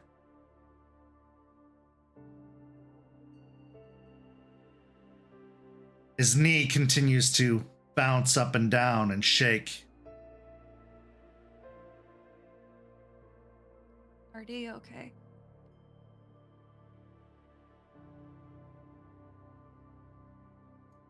Yeah, I will be. I haven't talked about that kind of stuff with this many people, especially strangers, well, ever, honestly. I get it. It was a lot having everyone staring when you're bearing your soul like that. He looks at you and gives a smile. You did it.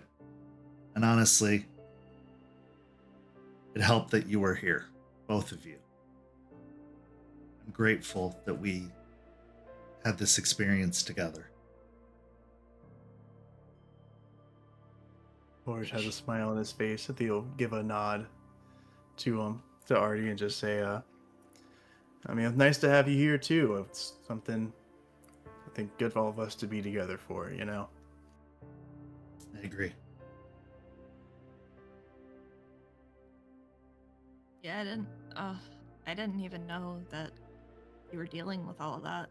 So sorry for not realizing. It's not your job to know, it's my job to share. I appreciate it, really do, but I didn't want anyone to know. I didn't want anyone to think of me as weak or overburdened, but a good friend didn't ask me for the help they needed recently because they thought I was taking on too much. And I think they don't know that I noticed, but I did. Really, just sent me spiraling a little bit. If it wasn't for Aspen, I wouldn't be here.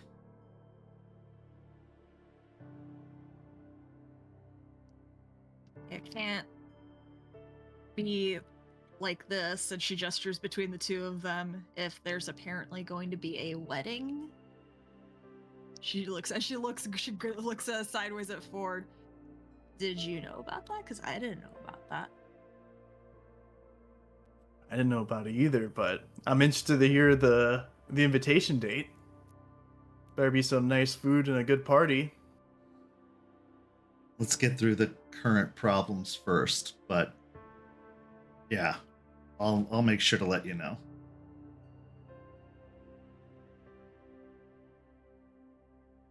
At this point, Artie takes another deep breath and then stands. I should be getting home. I'm pretty sure I'm going to bottom out here soon and fall asleep for days.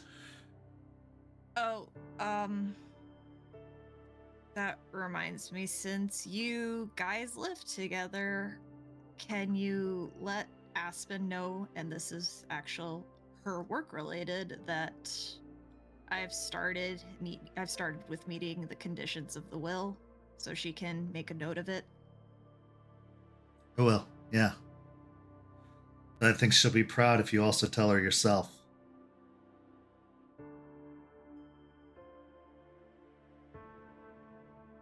I kind of am just trying to keep it a little bit quiet too, because, like I said, having even you saying you're proud of me was a lot, and I don't want to hear it from everyone back home. I get it.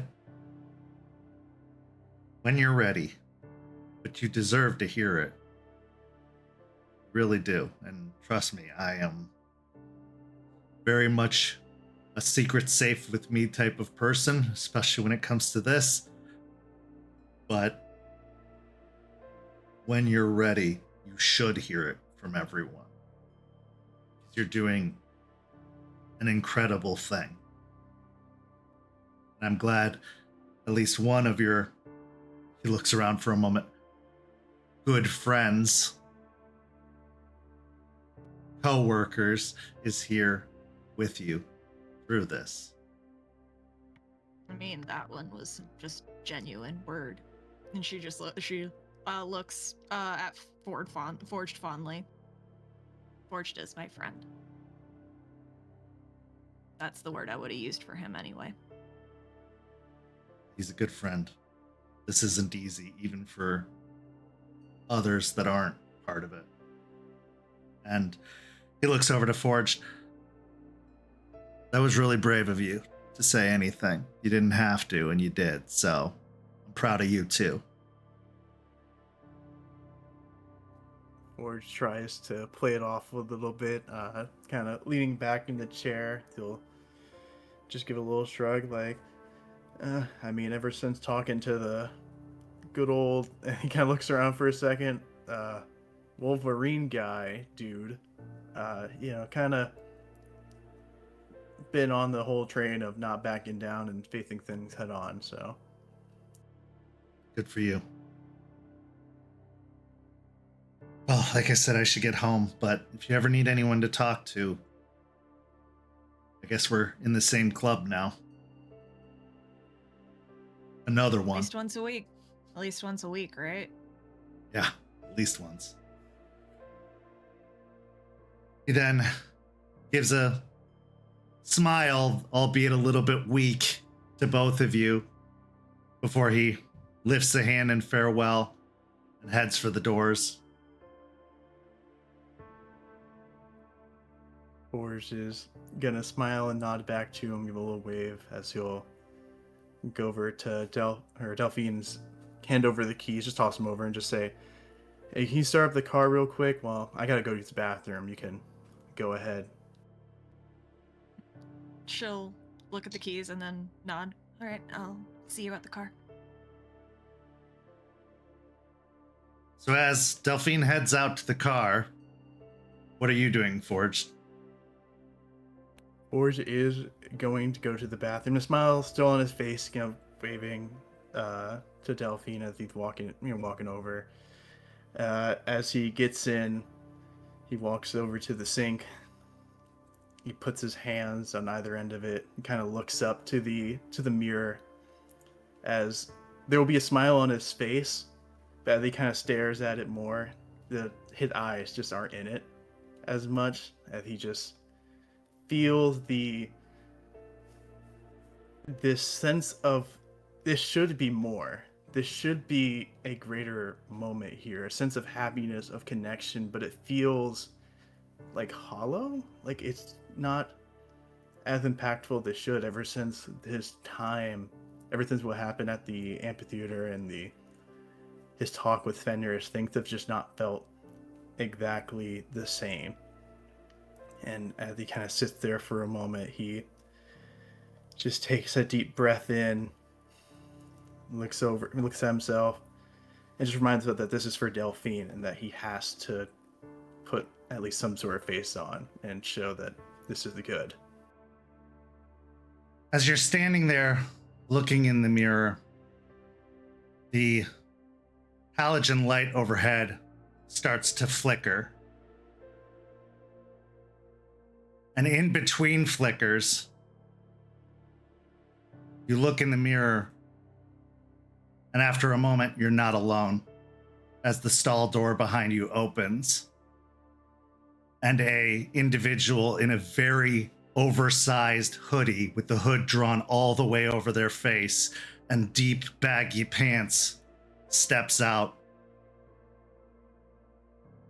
Long time no see, friend.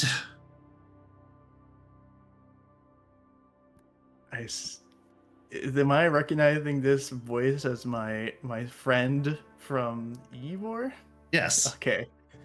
I'm just making sure.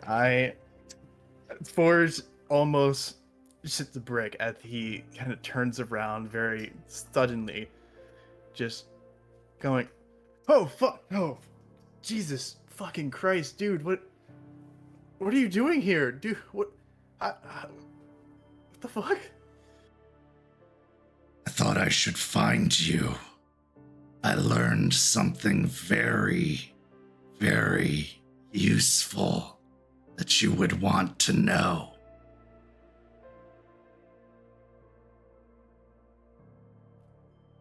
A plethora of emotions going through his head right now. Just the fear of what the fuck, still reeling back from that. The interest in knowing what he's saying, but also the caution of like, what the fuck is going on here? As he'll just,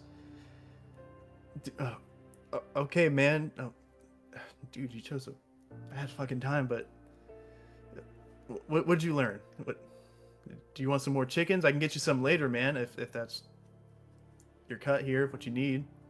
No, I'm eating very well lately. But I know where she is, and I can take you to her.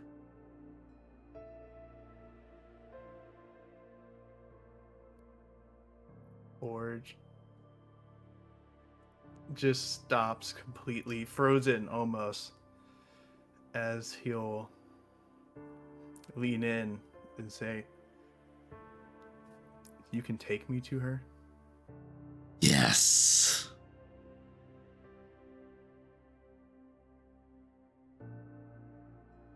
He looks towards the door, looks back to him. How long would it take? I don't know. How long does getting your revenge take?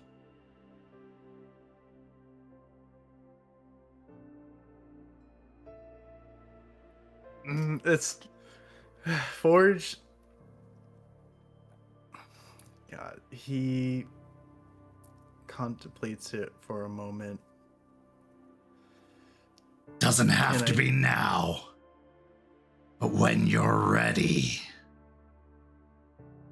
I'll be waiting.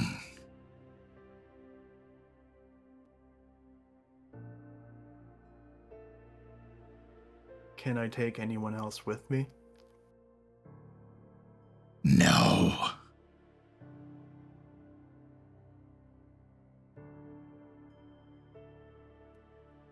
It would be Shit. too dangerous for them.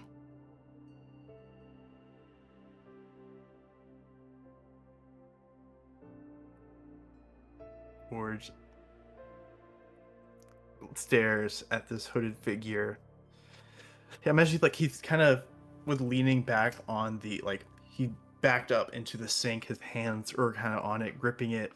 At this point, just tight grip. His knuckles are whitening, just as he's clenching the sink as he thinks about what he should do. And then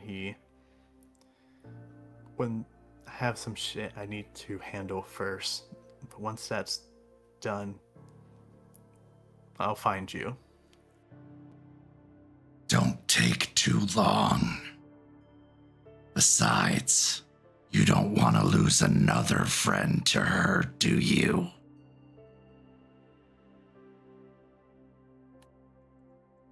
Lose another. She's going after someone else. She's always going after someone.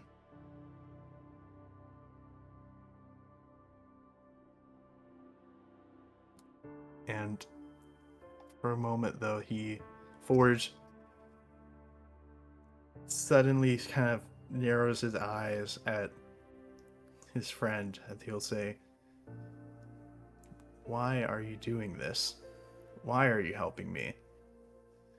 And he kind of almost like takes a step towards him, like a slight step towards him, and he'll grow big, like kind of make himself bigger. He'll say,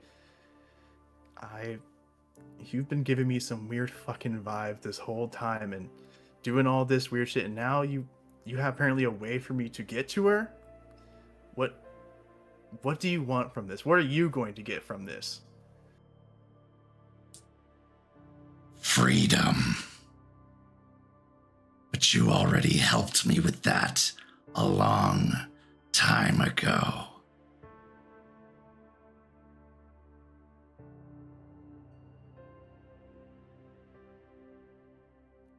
So I take her out, and you'll have your freedom.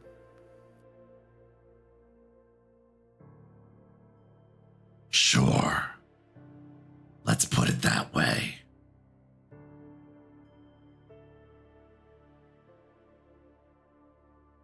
I want to insight that, if I can, with Sure. insight.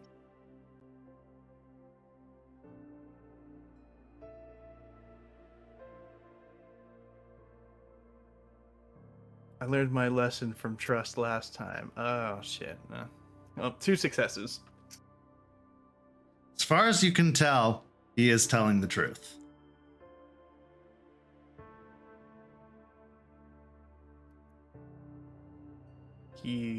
Forge will step back then and nod to that. He'll say, "You'll get your freedom, and I'll get my revenge." As he goes to start walking past him now and leave the bathroom. As you depart the bathroom, the door closing behind you, this is where we go to break. We'll be back in just a few minutes with the second half of tonight's story.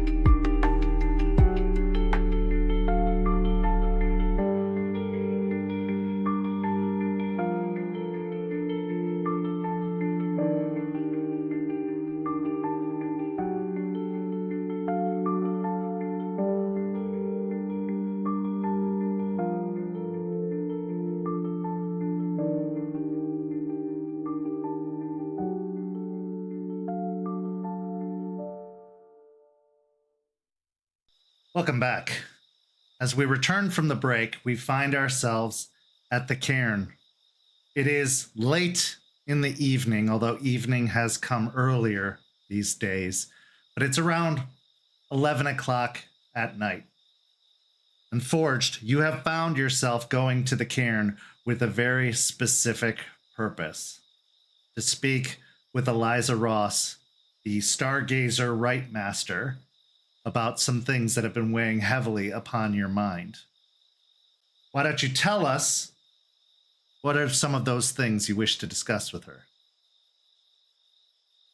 Forge has been dealing with a lot of spirit stuff lately and has some questions on it, especially now with it dealing with Fenris and hearing voices in his head telling him certain emotions and feelings. He's not sure which is his own voice anymore and which is maybe a Bane or Fenris at times. So he is in need of some guidance on what to do, how to go about these, like what voice to trust, and especially about what price Fenris has took, and now especially this new new discovery he has made now with his spooky friend, and whether or not to share that with her or even to trust this thing. It's been very apparent now this thing is not human or very probably good either, but what choice does he have if he wants to get his revenge? As you exit the woods, entering into the clearing that is the cairn proper, you move over towards the RVs on the opposite side of the property. Outside, there's a camping chair with the footstool attachment that folds out, and Eliza is leaned back in the camping chair with her hands draped across her chest, staring up at the stars in the sky up above, putting credence to her tribe, the Stargazers. But as you approach, there's an empty camping chair next to her, and she, without even looking in your direction, says, "Good evening, Forged." Forge will take note of the scene, looking up at the sky as well, as he'll walk on over, take a seat, as he'll say, "Sup, Eliza? It's, hadn't really talked all that much, huh?" He's like, laughs to himself a little bit as he looks up. She's smiling, still staring up at the sky. "Well, I can't say I'm surprised to see you. It is your moon, after all."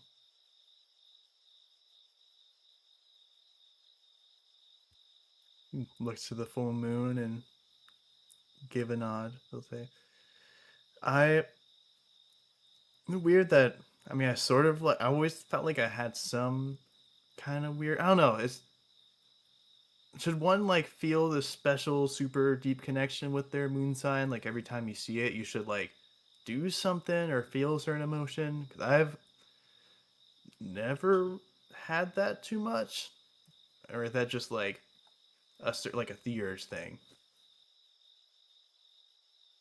Just because you don't actively recognize it doesn't mean that it's not there, Forged. You have a connection with the moon regardless of what cycle it's in. Luna has granted us many gifts, many powers. Luna is one of our closest allies. You may not know that you're feeling it at any given time. But those of a certain moon sign tend to get a little more active, maybe productive, maybe anxious or antsy. You've probably been feeling it, but not knowing what it was.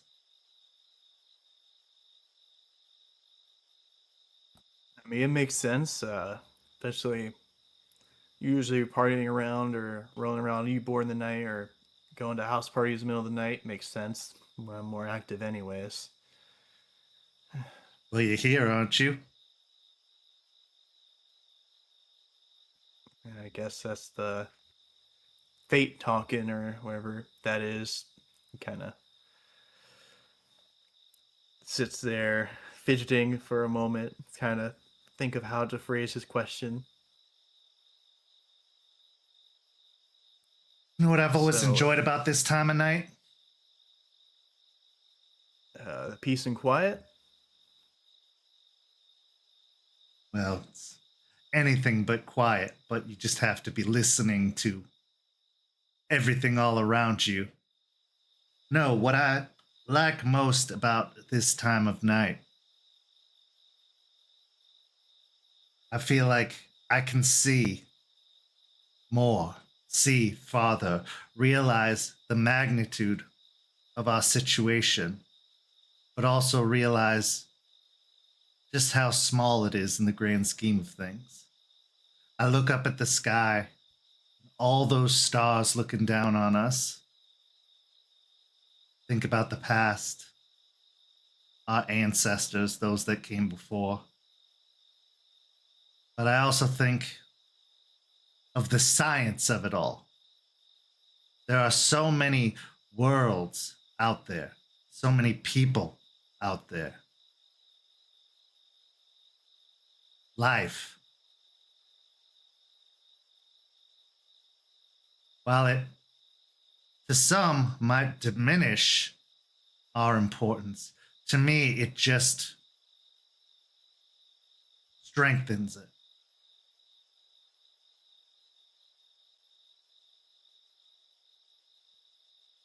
Forge, consider that, kind of digest the information as he'll glance on over to Eliza as he'll say,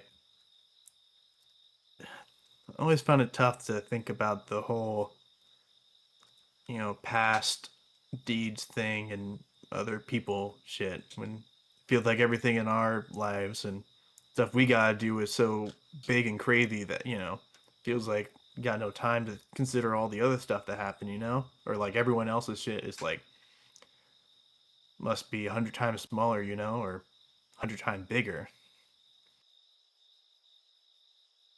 Everyone has their own experience. What seems big to you might be small to others, and vice versa. It's all part of the great experience that is life, that is existence. As for thinking about the achievements of others, it's easy to get caught up in worrying about what others think about you now, how they view you, how they see you. Whether you want them to see you as strong, powerful, stronger than any other, or whether you don't want them to see you at all, not for who you truly are. But in reality, history is being written with every action that you take. How do you want to be remembered, Forged, versus how you want to be viewed now?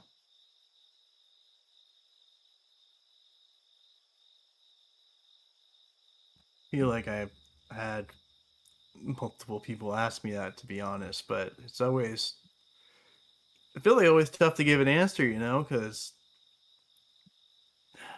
for the longest time, didn't really feel like I exactly knew who I was, besides just the shit that everyone thought that I was. But I guess thanks to me and the weird persistence of my pack, I don't know why the fuck they stuck around. They saw more of me, so now I'm having to figure all this shit out and deal with also all the guru stuff, and kind of plays into what something I wanted to ask you about, which was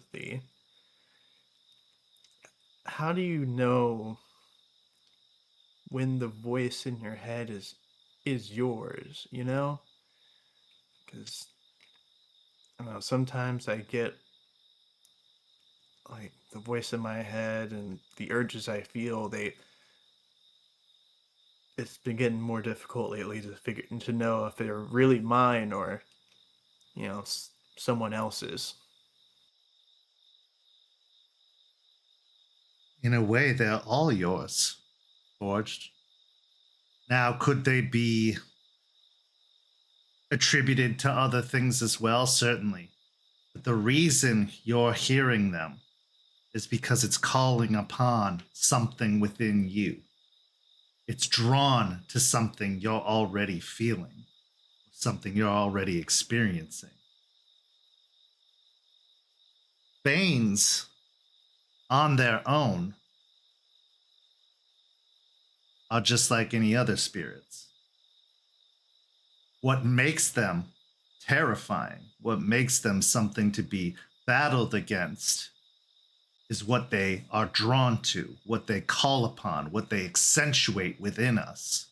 They're not just going to show up and affect you. They're going to increase something you're already experiencing. Whether it's fear, anger, craving. These voices you hear, tell me more about them.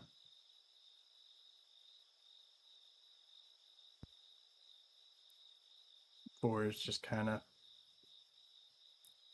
uncomfortably shifts in his chair, he'll say. Wisdom I have been kind of hearing lately, it's been kind of all over the place at times. I mean, I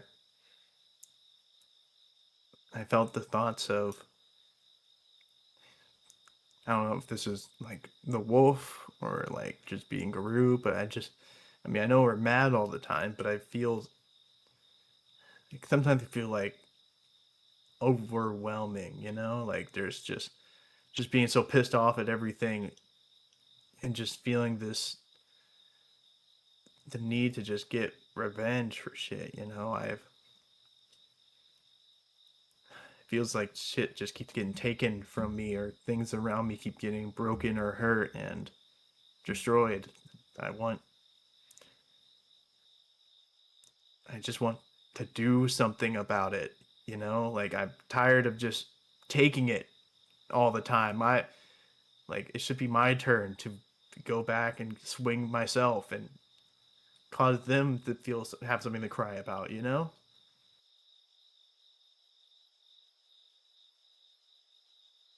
One individual's revenge is a cause for another's revenge. It's a back and forth, endless game being played. A cycle. You felt you were wronged, and therefore you must do something in kind. But in doing so, you open yourself up to the opportunity of wronging another, and therefore giving them reason to seek revenge.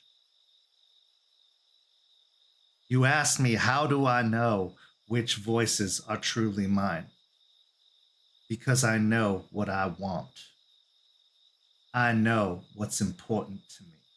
And anything that speaks to the contrary, no matter how much it may call to a certain part of me, it's wrong. If it goes against what I believe, if it goes against what I want, if it would have me turning against my packmates or my sept, it violates my own personal values, and therefore it cannot be my voice, but something else attempting to impose itself upon me, attempting to redirect me. Maybe it's because I'm getting too close to something they don't want me to get close to. Maybe it's because we're succeeding in our fight. The better we get, the worse they want to make us.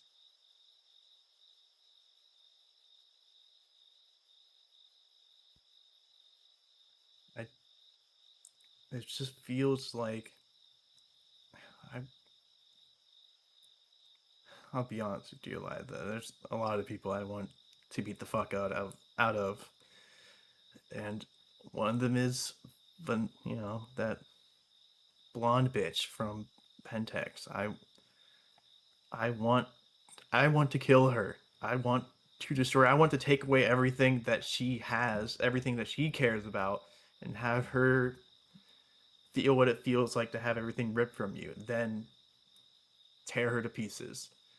And it feels like that is that wrong? Like it feels like that is what I should do, right? Because she's terrible and awful. So it's Of am course, I it's not wrong? wrong.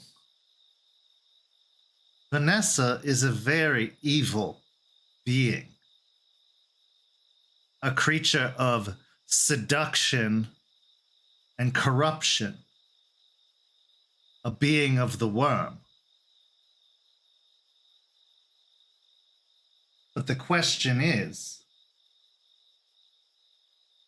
would you be satisfied with her being gone, even if you weren't the one to do it? Does it have to be you, or is just ridding this world of her enough?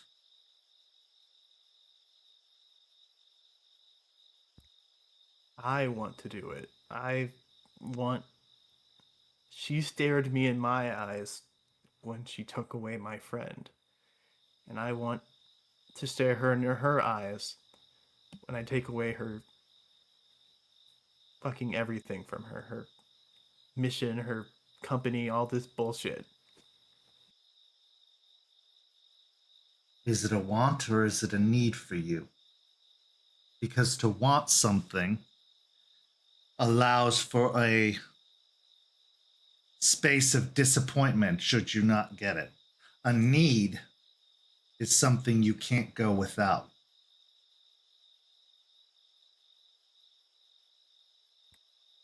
Finding it hard to know anymore if I need or want it. It's just I think sometimes, especially there's this moment with Jester in which I was trying to teach me the Song of Rage, and I was trying to vent out my anger, my rage, my frustrations, and it's just felt like this voice in my head was egging me on and on more and more how I have to destroy things, have to get this revenge. And it wasn't until Fenris voice appeared in my head and drove off that other voice that sounded so much like my own, you know? Believe it or not, and I know it's going to be hard to believe this, Fenris is not your enemy. Now I know you've been taught to fear them or to push them away, but in reality, you would have been taught the same thing about me. You would have been taught not to trust me, not to listen to me, that I am a threat of some kind. But all of these spirits, all of these things are only a threat to you if you let them nudge you off the path you wish to walk. If you want to know what's really important to you, if you want to discern which voice is truly yours, you have to become confident in the type of guru you wish to be. You have to know which path you wish to walk. And anything that tries to shove you off that path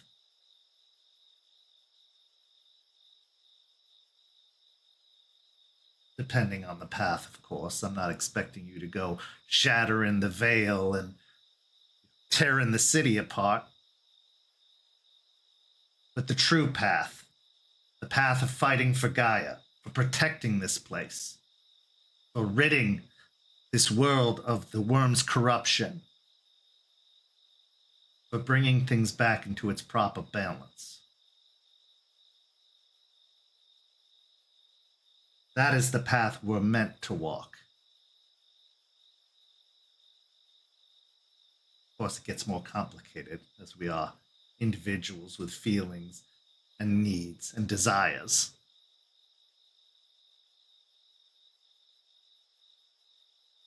But anything that would push you off that path you desire to go down, and I mean truly desire, not in the moment, not for a singular purpose, anything that changes you from who you wish to be as a guru, how you wish to be remembered, that is not your voice.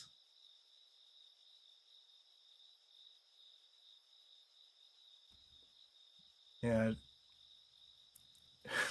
kind of sucks now thinking about the fact that I forced myself to try and not care about anything for so long and just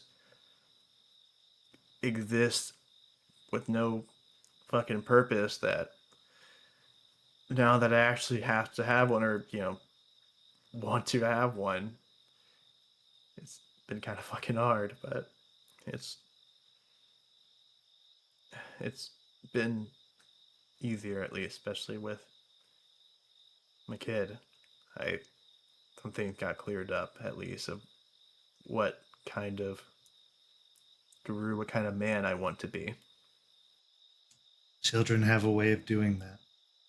Believe me, I know.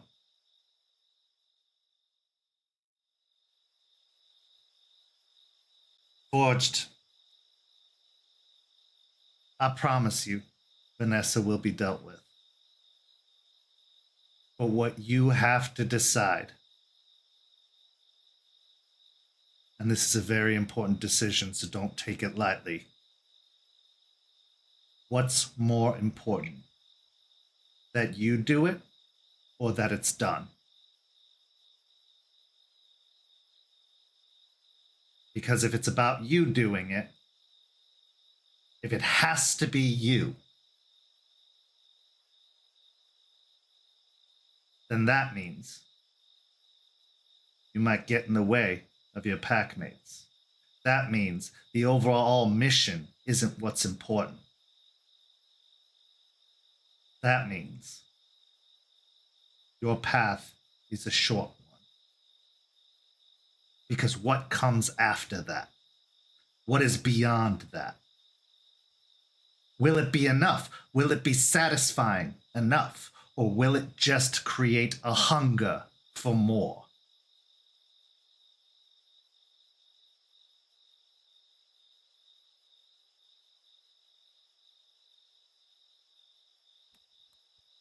Eliza, if I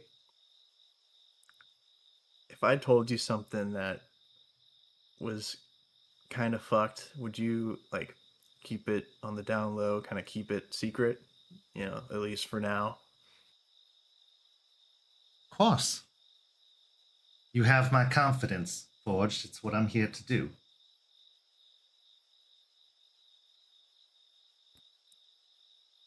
We're wringing his hands right now as he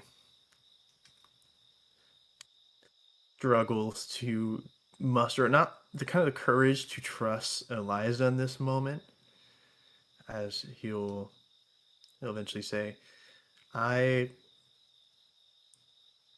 it's just got an opportunity. Recently, I was helping Delphine out with something, and when I was alone, I encountered something. I knew this thing since hell. It's nothing. I don't think it's anything good. It's drained the life out of chickens. It's always hides itself, and it's weirdly present when it wants to find me, and I I'm 100% sure it's not human or even leech. I don't know, but it given me information about Pentex and Piney Point. It told me about the stuff in the floors, and it just told me that he could get me revenge, that he could get me to her. And it's, I don't know if this seems to be honest. It said that it's going to get freedom if I do this for him, but I, it feels like that's what I should do, right? Like, if I do this and take this offer and kill her, then that means mission accomplished, right? That's what be helping the pack, right? That's not selfish. What has been one of the most difficult lessons for you to learn in being a guru? That's a long fucking list of things, but thing that fucked me over the most was knowing who to trust and who not to trust. At least that's one of the things that kind of fucked me over a lot, especially with my friend. Yes. And on top of that, to learn to need others, to rely on others and have them rely on you, to work as a team, to embrace the pack mentality. You weren't born a wolf, so it doesn't come second nature to you. It takes time and effort and a willingness to be vulnerable and allow others to be vulnerable with you. Now think carefully once more as to what this thing offered you. Did it offer you revenge, or did it offer you a means to revenge?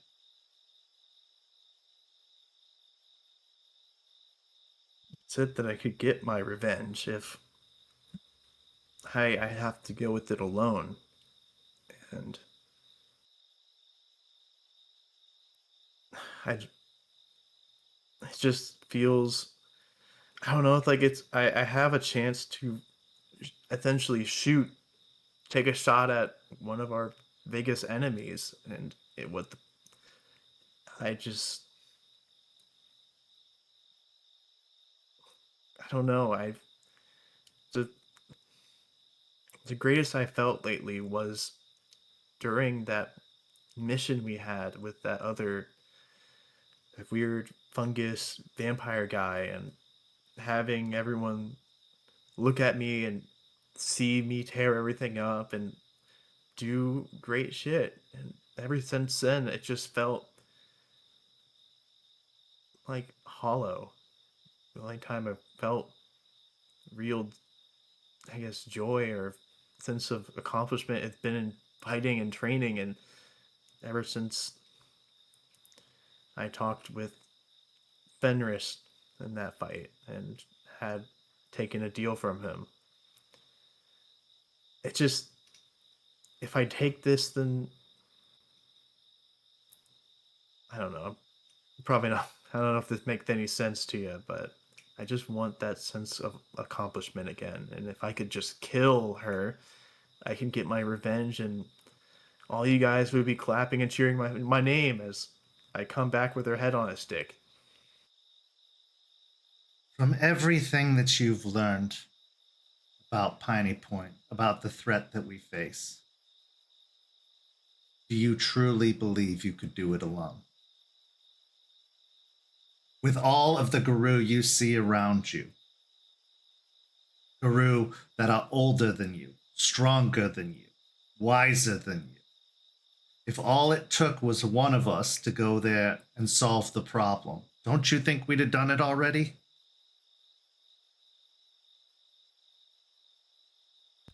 But I have an inside. I don't know. It's just I don't know what this game is. If I knew, I don't know. I'm facing an unknown here, and it just pisses me off. I just want to know what the right answer is, because it feels like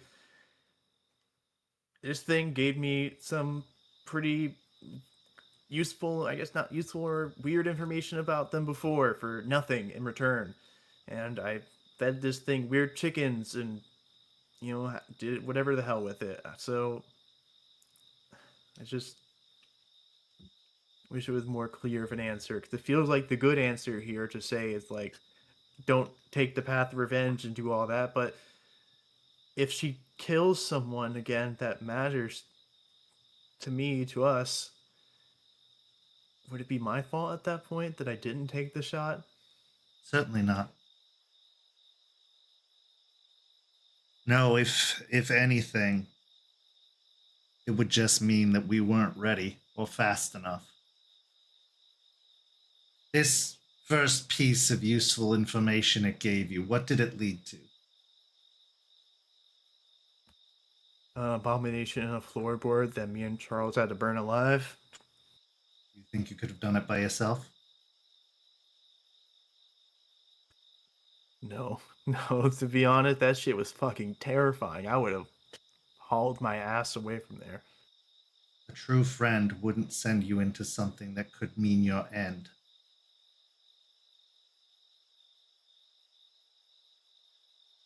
What you are experiencing is temptation. Something is playing upon your desire for revenge or your greed and is using it to manipulate you. The reason you succeeded in that first encounter is because you were not alone. Now, this same entity wants to separate you from everyone else, wants to take you into the heart of the volcano alone.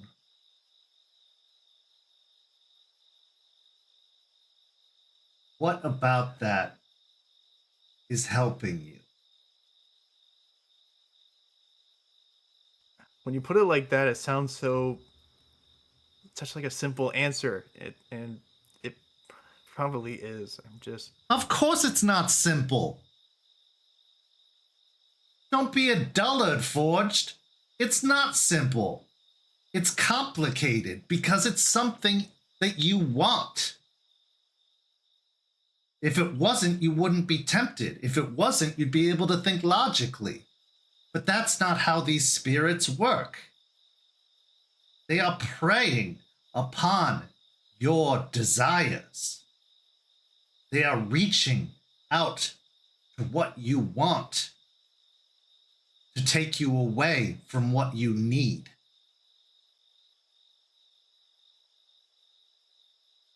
It's not simple. And other guru, stronger guru, wiser guru, more powerful guru than you have fallen prey to their temptations. You would not be the first, and you won't be the last. But you have an opportunity. In just having this very conversation with me, you have doubt.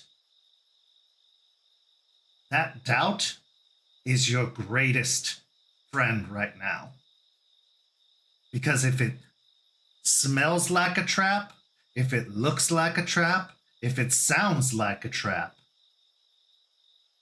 it's most likely a trap.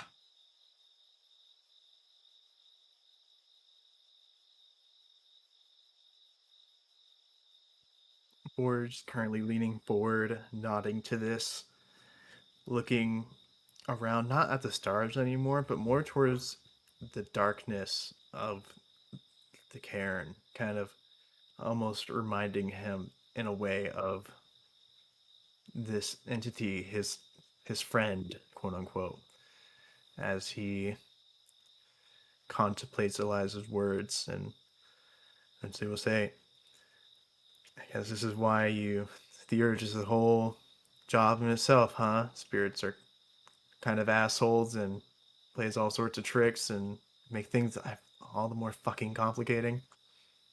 Not all spirits, but yes. And to be honest, look around you. Look at the people, the guru that you share space with. More than one of them has succumbed to temptation. What good did it do them?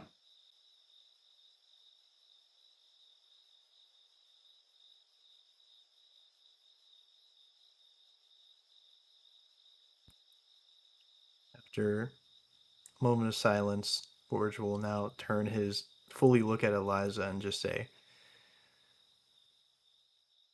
you don't think that I'm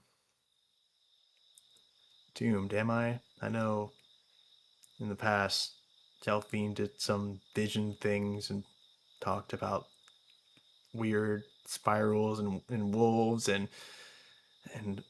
that talking to Ember also mentioned this spiral. And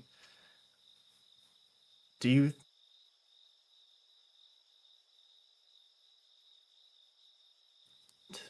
what like is fated for me to fall for these things and to fall to their temptations? The fact that you've asked that very question makes me believe that you're not. My belief is that you don't have to walk down that path if you don't want to. You don't have to succumb to such a fate if you don't want to. The reason they are seeing those things is perhaps because of where you were headed at that time. But you've changed since then, Forged. You've learned. Every day is a new opportunity and a new experience. You are not the same guru you were when you first arrived here.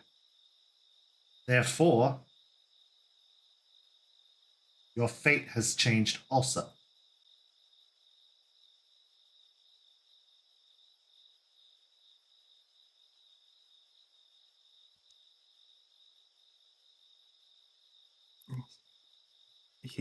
Before silently take that in, kind of letting the silence hang for a moment, that he will just let out a deep sigh. I don't want to be some terrible fucking guy.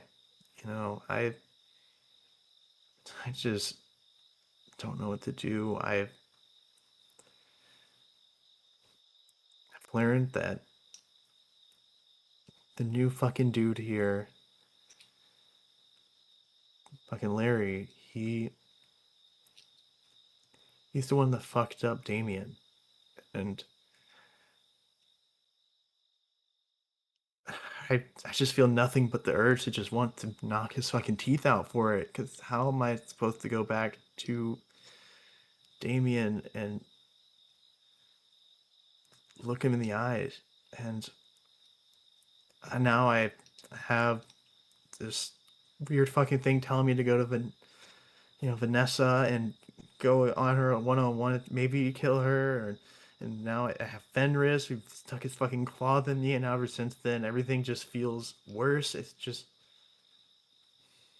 I'm worried, Eliza. I don't want to fall to either of those things, and I just need to know that you guys won't let me. We can only do so much, Forged.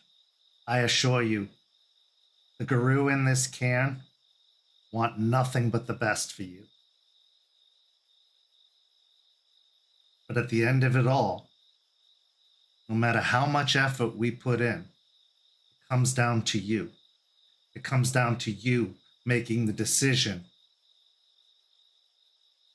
that supports your true values, the decision that will define how you are remembered. You are strong, not just in body, but in mind and spirit.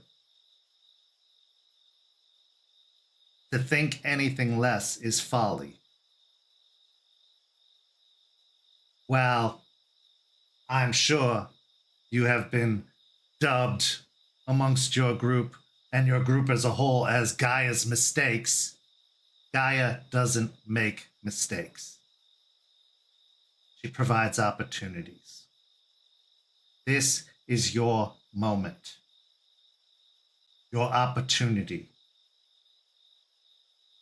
to either prove them right or prove them wrong.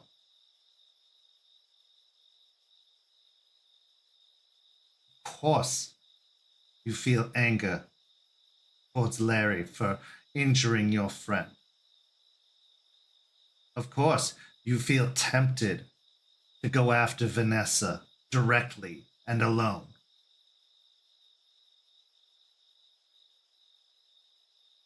But I have found the strongest guru, no patience, no teamwork, no forgiveness. If you want answers, you can get them, not with your fists or your fangs, but with a conversation. And if after that conversation you don't feel satisfied, you have all rights to a challenge. But just like that quest for vengeance, is there any amount of satisfaction that will truly be enough?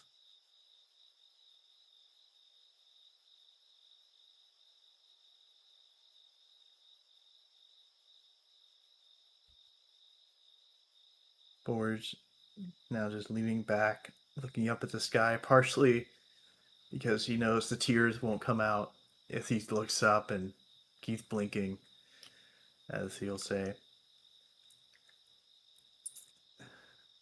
I don't know, but you're right. I'll at least try and have a conversation with him more, and I probably should bring Ray, he's a lot more calm-headed than I am, so if I start getting pissed off, he can at least start making sure I don't do anything too stupid. That's a good idea. And I'll tell my pack about what that thing said and see what they think. That's very brave and very, very smart. Your pack has your best interest at heart, believe it or not. Because you are a part of them, as are they a part of you. The pack bond is one of the most important bonds you'll ever experience. They're your family.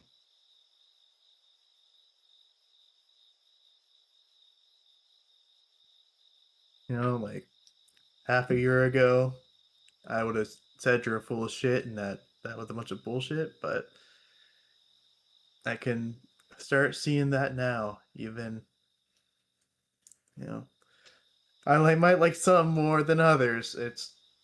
I at least know they all have my back, and I'll at least help them out through their shit. How good did it feel supporting Delphine?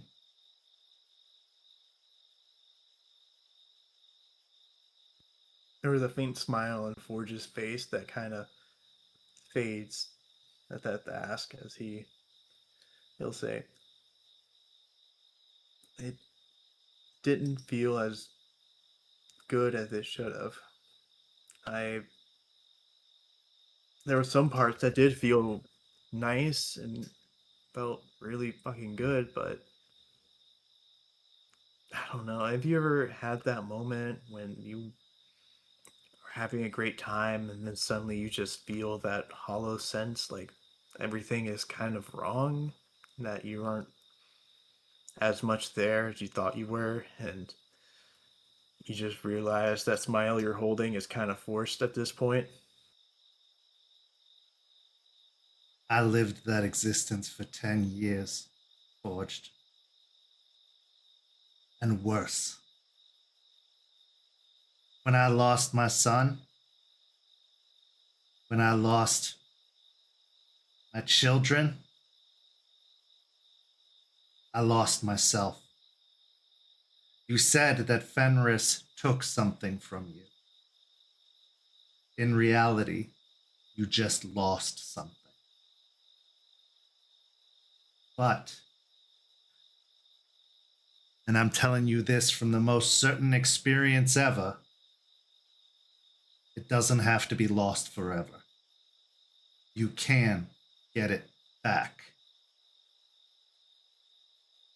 Or you can continue to lose. You can continue to watch it all slip away, all the joy in the world. This fight takes a toll on all of us. There's a reason it has a name, Piranha.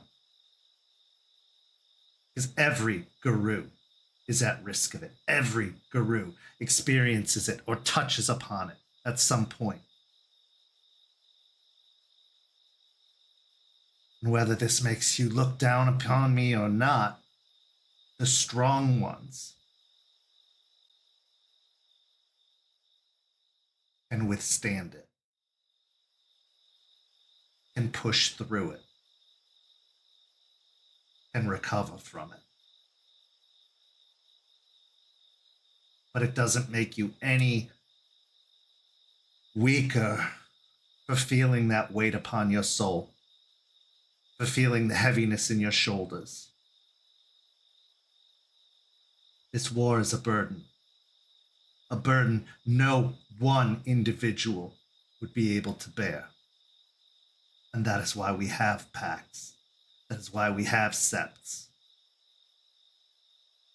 Because together, there is no burden we can't shoulder.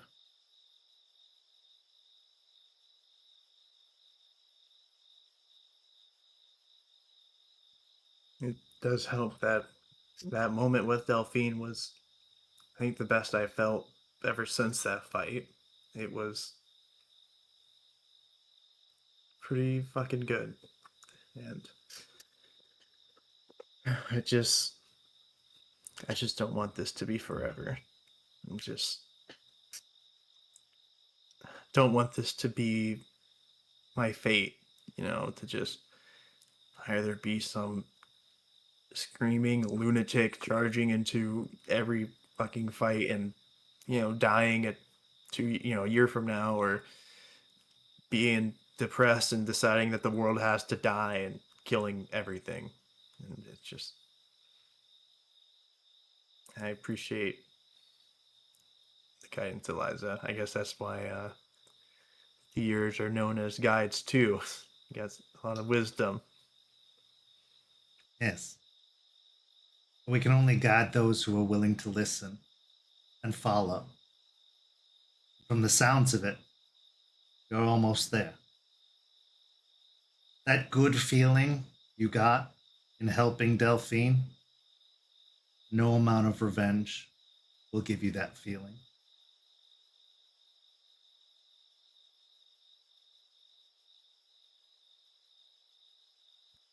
If it isn't too much to ask, did you ever lose someone and get revenge for it? Did you not hear the bit about my children and my son? I know, but I'm asking about the revenge part. Did you also have something like that too? Yes. But I didn't do it. I had to be okay with someone else doing it. And I was. Because what was more important to me than all of the revenge was knowing that my child found rest, that they were able to pass on. And they did get avenged. And I wasn't even there to see it. But do I regret it? No. Because it was more important to me that it was done. And it has been.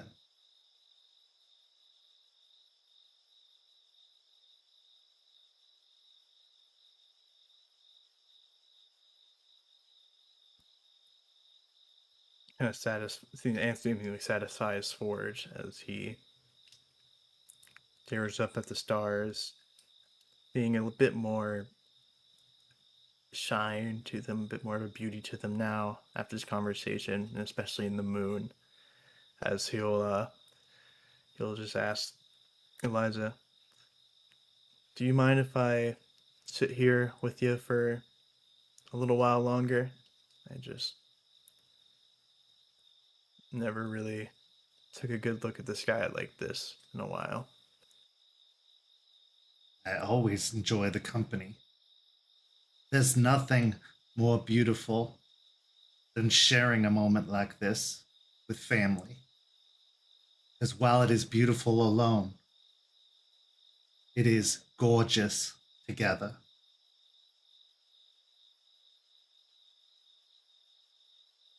I can drink to that, Eliza. I can drink to that. As you settle back in the lawn chair, looking up at the stars, little diamonds high up in the sky, looking at the moon, full, your moon, your sign. You don't feel so alone. You don't feel so lost. You don't feel angry. Roll me a composure and resolve. All right.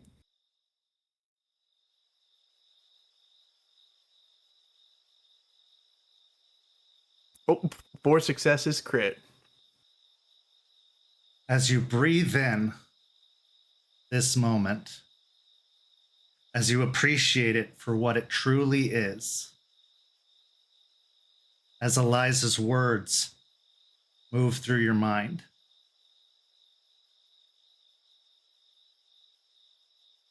you lose a point of Hirano.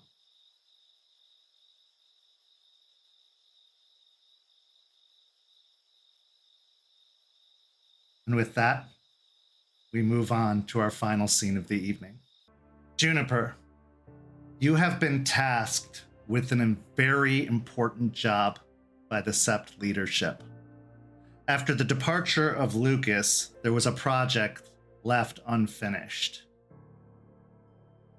While it's most of the way done, the most important part of it still remains to be completed. You have the molds, you have the iron, but now you have to finish it. You have to put the two together. And what makes it even more difficult, you can't use heat. This will be pure force, pure muscle to craft a spear that will be used to slay the monstrosity that has been terrorizing the landscape. The monstrosity that killed the changelings. So, as you lay out the pieces in front of you, the heavy hammer that will be used to turn this pile of iron into a spear. You sit in the cairn, possibly the most peaceful place you can be, hoping that the spirits will grant you strength, hoping that you have what it takes. What's going through your mind?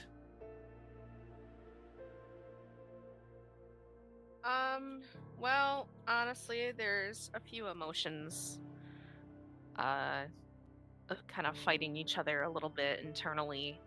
Um, I am still frustrated at not being able to do my best during our big fight and still having these fucking dead parents of Delphines just causing chaos in my life. I'm really hoping that they actually stay away right now so that I can do this, because it's probably the most important undertaking I've had since becoming a guru, pretty much. Or at least that's how it feels right now. So, not too much pressure, you know?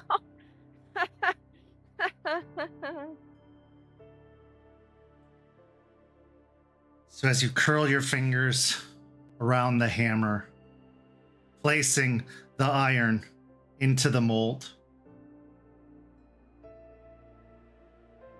as you lift the hammer to strike, roll me a composure and resolve. What rage am I at? So you're at a rage 2 due to your frustration with the haunting that you're experiencing. Okay.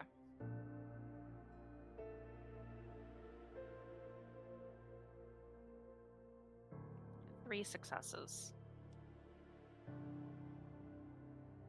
As you lift the hammer to strike, a chill fills the air, sending the hair on the back of your neck to stand up, your skin breaking out in goose flesh.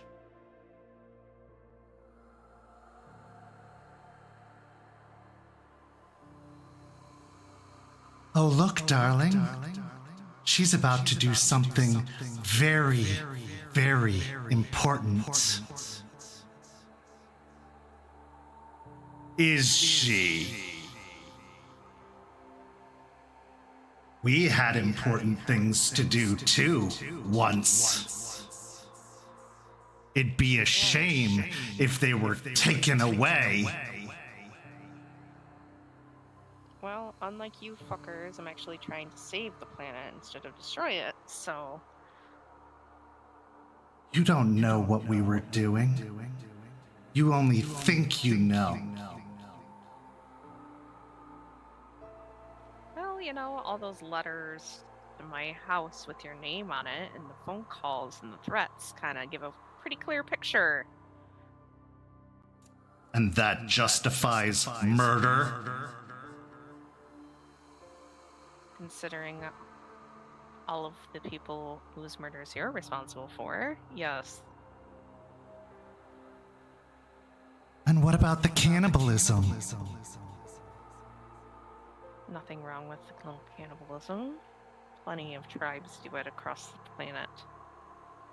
Yes, I'm sure the worm would agree with you on that.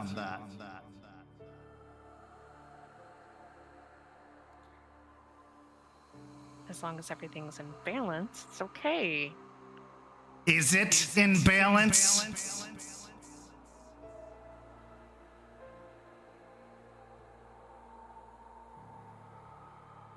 No, it's not. Because of people like you. And like you. No, I'm pretty sure I'm fighting the bad guys and doing what's right.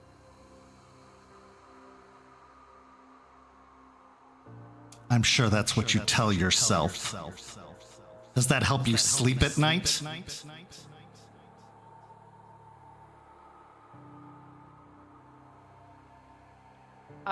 No. I'm too busy having nightmares about the family you guys fucking murdered.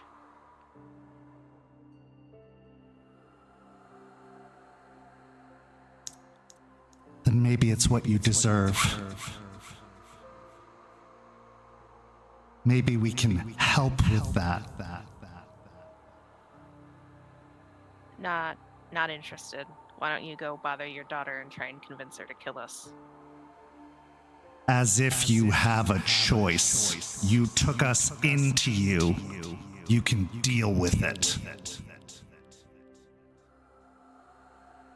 Does that mean I have that dog too? I'm sure they'd be a lot better company than you fuckers.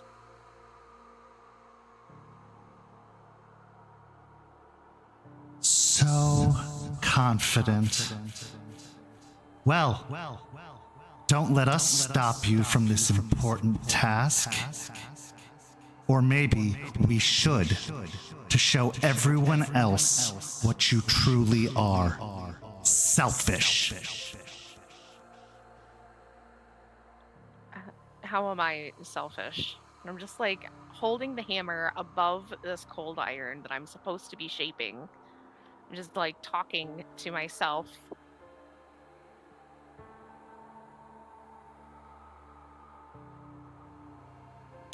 How do you think you're selfish?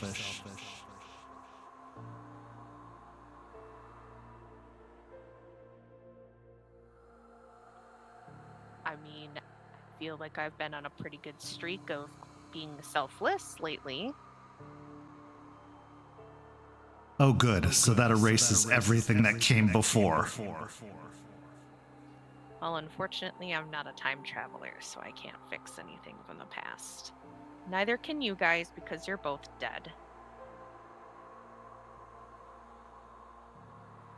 If this has taught you anything, it should teach you that death isn't the end of the story. Wish it was for the both of you. And I'm sure those wishes have served you well.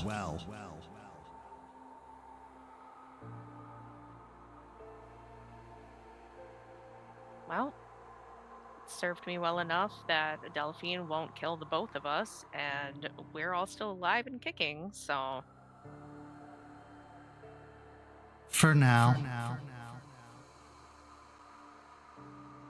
But go on. Get on with it then.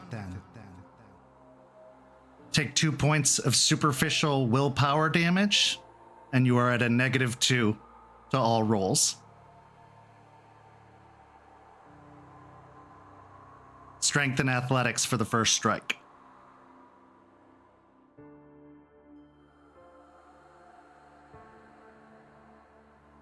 Can I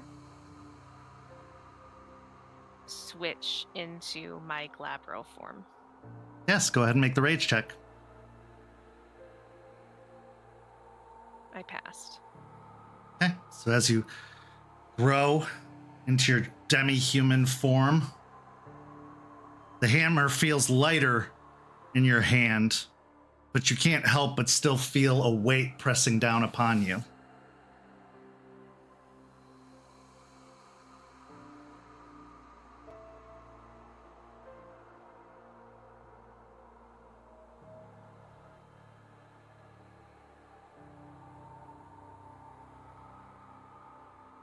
Five successes. As you bring down the hammer and strike, sparks fly off of between the hammer and the metal.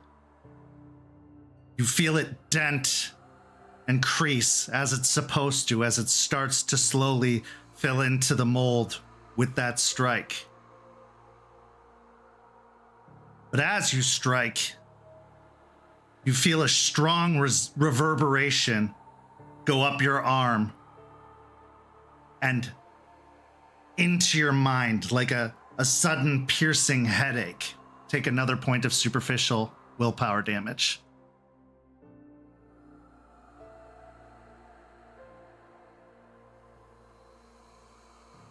Well, All right. go on. You've got this.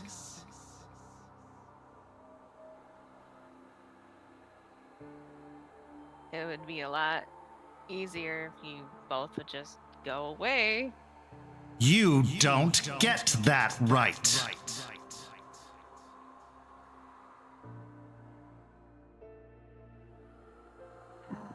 Leave it to fucking Pentax to integrate their employees on the astral fucking realms. And I'll go to hit the hammer again. All right, another strength and athletics.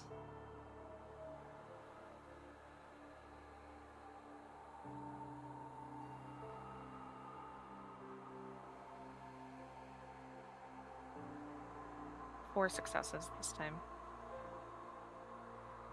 While not as solid of a strike as the last one, you're still making progress. You're still seeing the metal take shape. But once again, the reverberating shoots up your arm, leaving a pins and needles feeling in your palm, and you take another point of superficial willpower damage.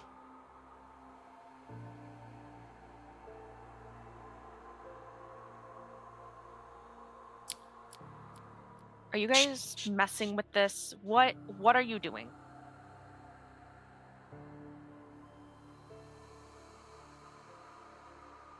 I don't know what you're talking about. Making up excuses for your failure again?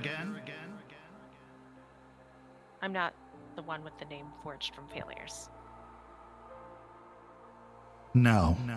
I supposed you'd be called Feast in Failures. Ha ha ha, very fucking original. And I'll go for another swing. Okay, strength and athletics. At this point, would my rage be up to a 3? Because I am just very frustrated and Yeah. the willpower is sinking. Absolutely.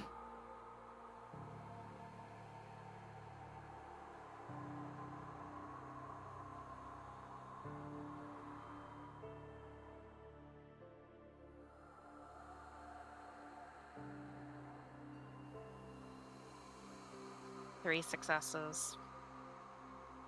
Okay. As you hit again, feeling that numbness fill your arm,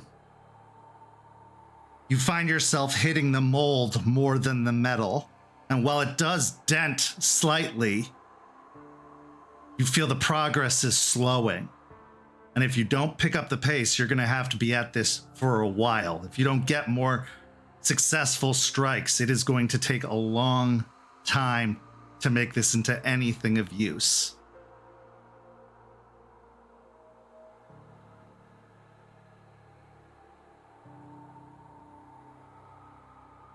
She's not willing to say it, even if it would help her. Of course not. She's too proud. Say what?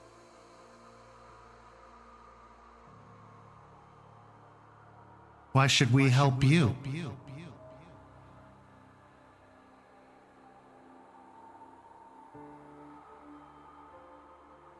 I just roll my eyes and I put the hammer down and just take a moment to breathe, look up at the sky, put my hands on my hips, look around, put my hand across my face, just taking a breath, trying to compose some answer and not just scream in rage right now.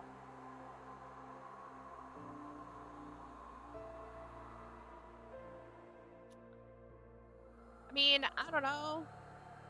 Maybe it would make your daughter happy to, see this nice, cool weapon get made. Give her some hope. Don't you care about your daughter or anything? We did.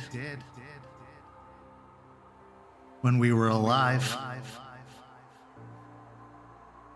So you don't now that you're dead? Is that how that works? You just lose that? What about you? Don't you care about her?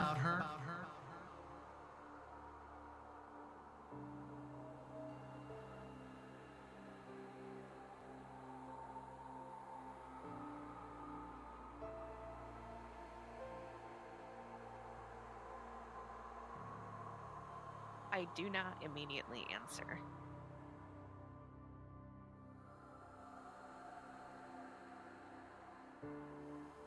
Do you know why they hate you?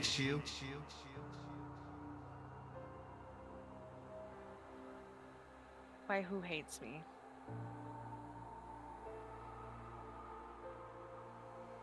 You tell me. You're the one who feels it.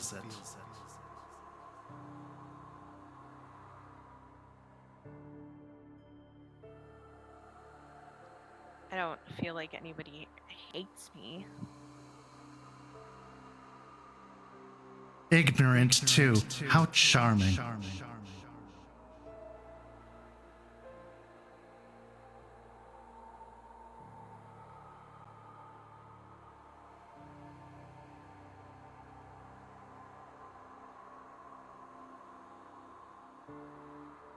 They hate you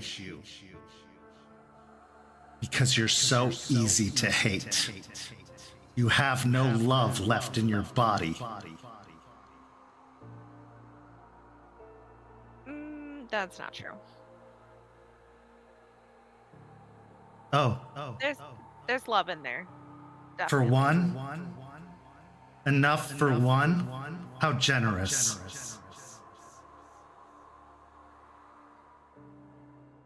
There's more than one. I've grown to have quite a fondness for quite a few people here, actually. Thank you very much. Who?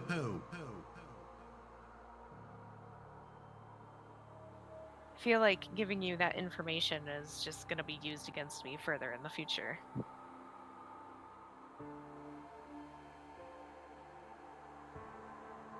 You act as if we don't know, as if we're not inside you.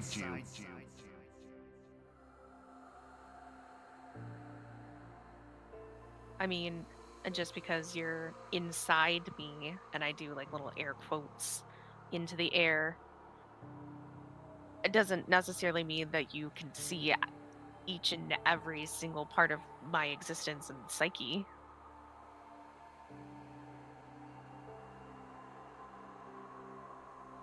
Oh, foolish girl.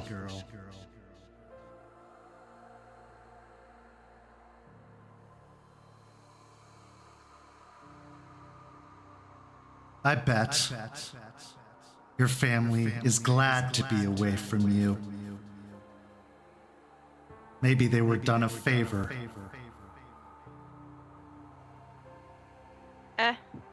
Maybe. They're dead now and I can't talk to them. Whatever. No, but we can.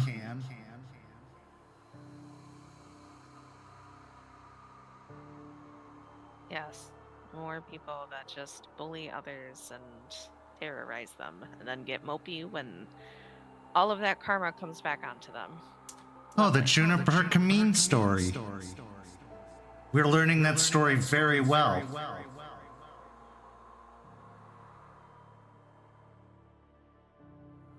No, I believe my story started out with my family being terrorized my entire life growing up, but then getting murdered.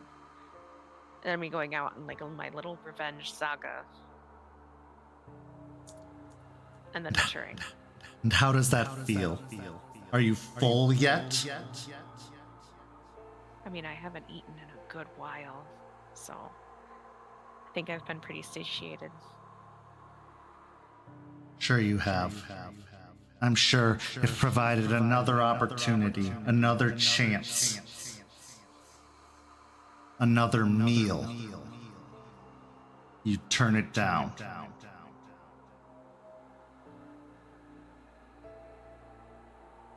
Depends if I remember to eat beforehand, I guess. And how's your food been tasting lately? It all tastes like food.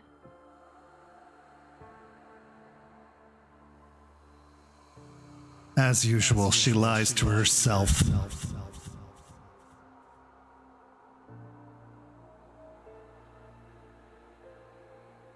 Well, time's ticking, and the hammer's waiting.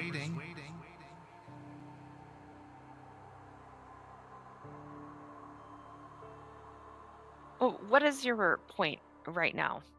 What is happening here? I can't tell if you're here to just genuinely annoy the shit out of me or if there's some underlying intent.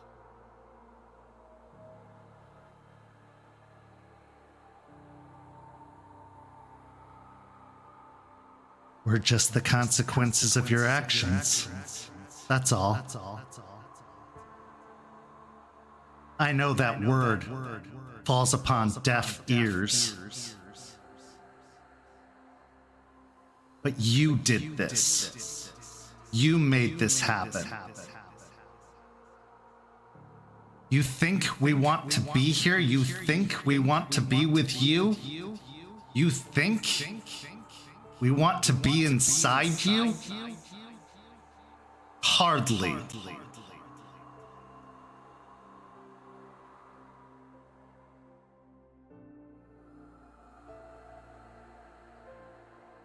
Okay, so since none of us want to be in this situation, what is the quickest way I can get rid of you? Both of you.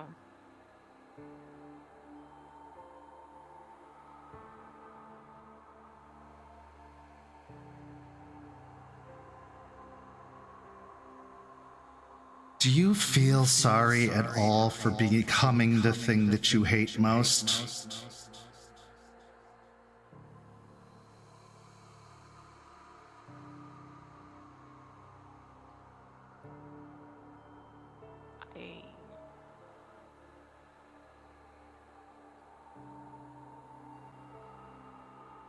What is the thing that I hate most?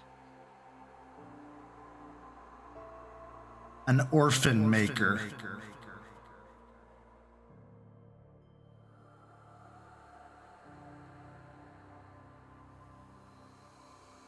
Delphine was already orphaned by the both of you.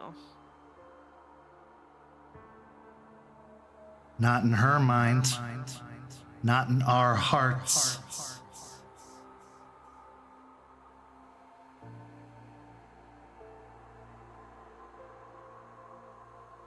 You guys let her go on a grand adventure, and she had been living by herself, struggling by herself, becoming an adult by herself. You guys stopped parenting long before I was even involved in any of that. You can't help someone who doesn't want to be helped. Again, something you're very familiar with, I'm sure.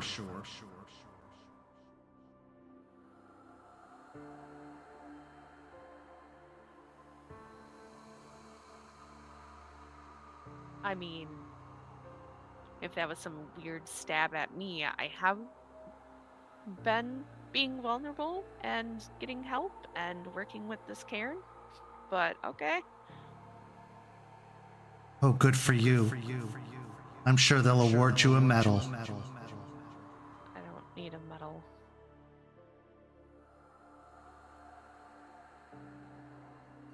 You will suffer as you have made others suffer.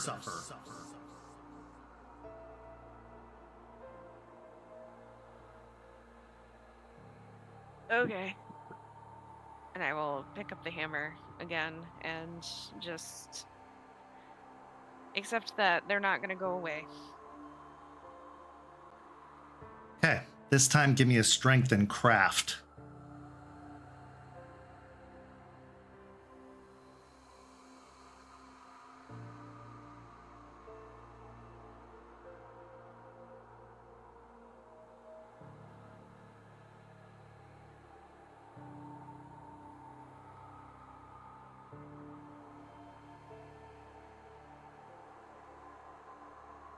or successes. Okay. You slam the hammer down upon the metal, and it dents further into the mold. You take another superficial willpower for your efforts, but it does look like it's starting to take shape.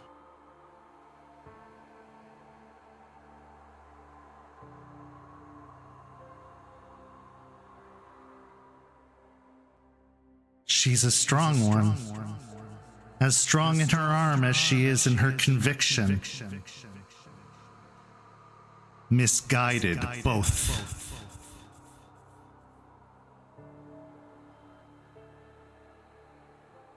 And what should my convictions be instead, O great wise ones? Don't ask us, like you said, we're dead. You saw to that. Then what was the point of saying that to begin with?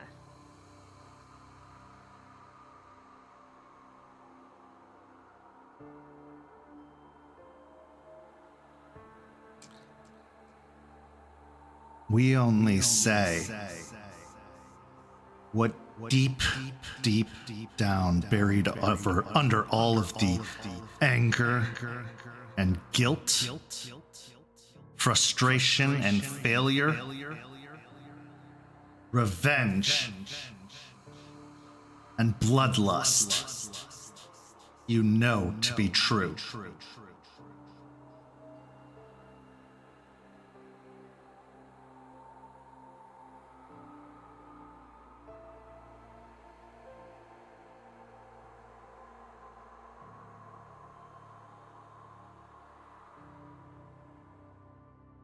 Let me ask you, if it came down to you saving Gaia, or you destroying all of Pentex, which would you choose? What does saving Gaia entail? This isn't that kind of game. Answer the question.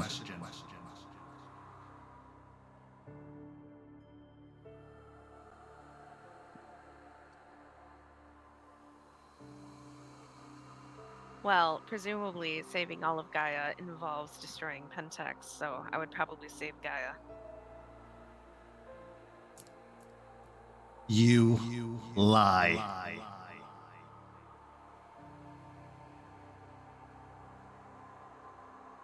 I said exactly what I meant to say.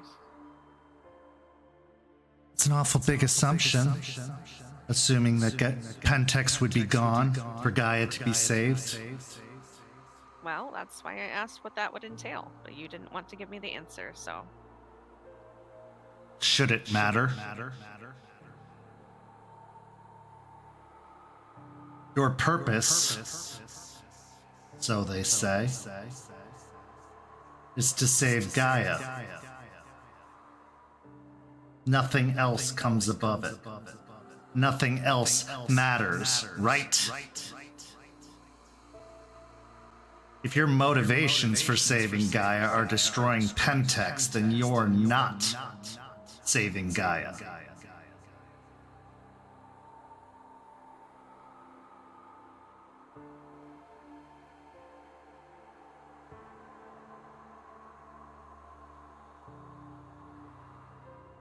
Man, if we're going based off that, then I'm pretty sure there's a lot of guru out there that need to be having the same conversation.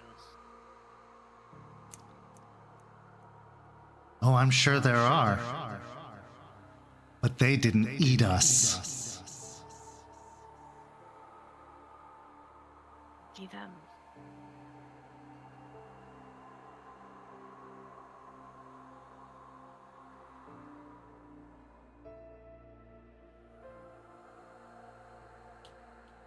Well, go on then. Finish your precious weapon. We have all the time in the world to have this conversation.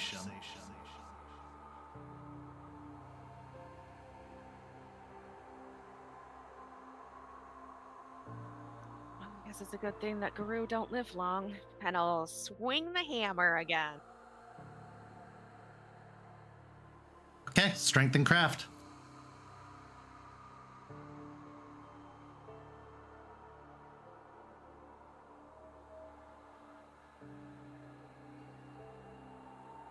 That is only 2 successes. Okay, as you go to swing the hammer down, instead you just find yourself burying it in the dirt next to the mold.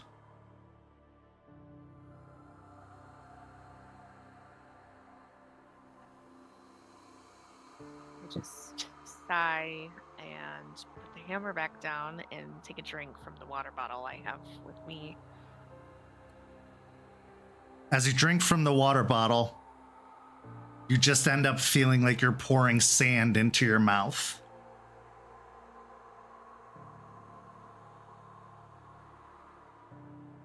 I cough and spit out the water and angrily throw the water bottle before like sitting down fully and putting my head in my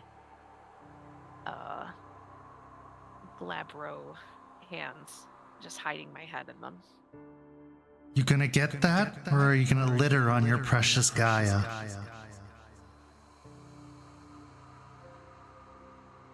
I don't answer. I just still stay there, just taking deep breaths, trying to calm myself down. Give me another composure and resolve.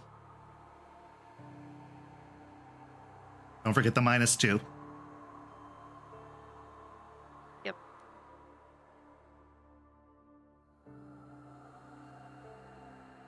That's 3 successes. That's it. That's all. I got 3 dice. I got 3 successes on each. Okay. Just as much as you take those deep, calming breaths, your rage maintains the same, but that goose pimply, hair sticking up feeling won't fade.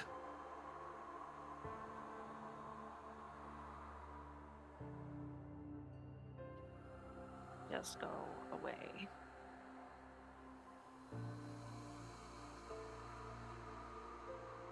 We would have said that too had you given us the chance.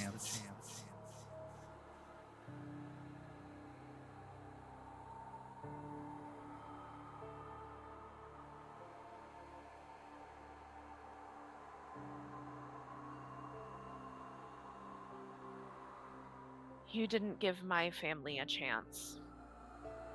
We didn't pull the trigger.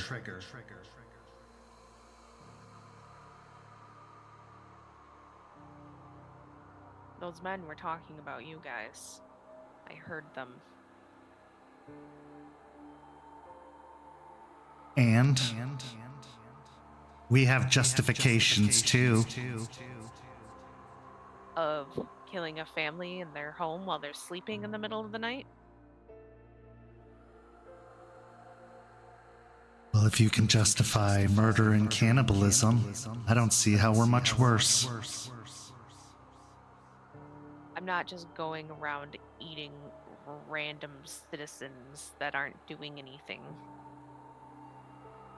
No, just dogs and laborers.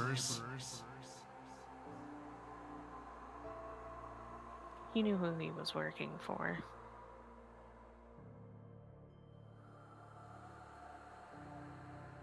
You assume everyone knows as much as you do. You assume everyone's as privileged as you are. No, they don't have a sept to baby them and care for them. They have to work for a living.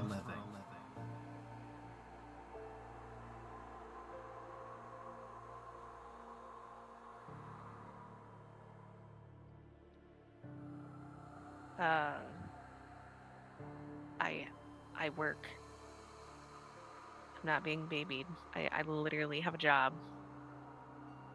Yes, the professional hiker. Bravo.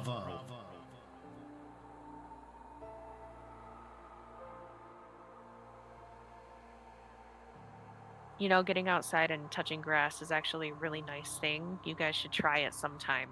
Get out of my head a little bit. You have to Get have some something to fresh air. touch grass with. I'm sure if you guys put your little wispy minds to it, you'll figure it out.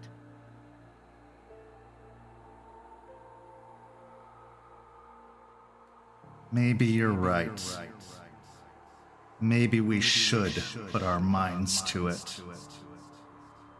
Be unfortunate if it was in a very important moment.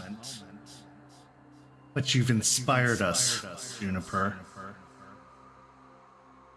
Maybe there's some things we didn't know we could do. Maybe we just need a body.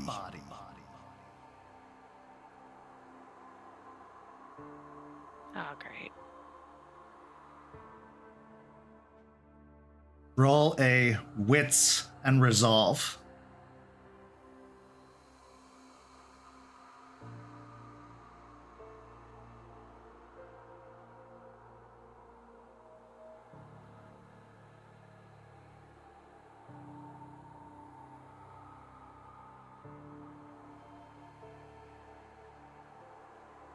That is 5 successes with a crit.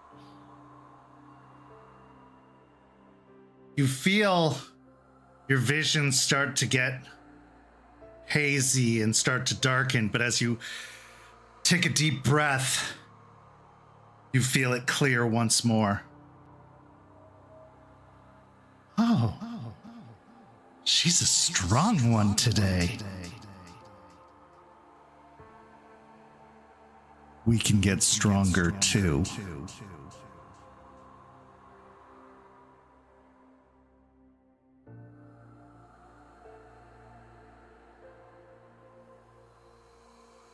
Or you could just leave, get stronger somewhere else, away from me. Preferably away yonder, the deep Umbra areas. Not until we've finished our business. And what is your business again?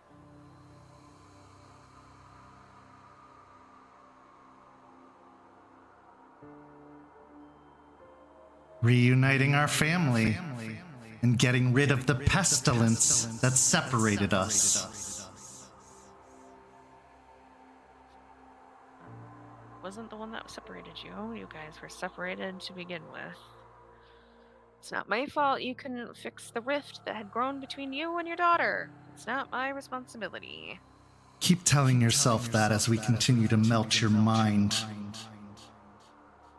Continue to destroy your body. Continue to ruin your life.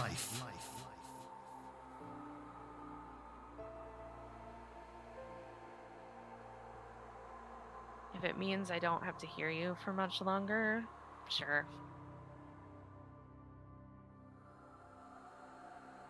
Good to know.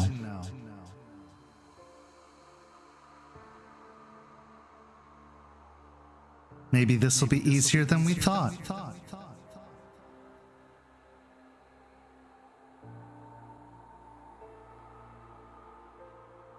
Well. Are you prepared to finish the job? Are you prepared to stay quiet and let me?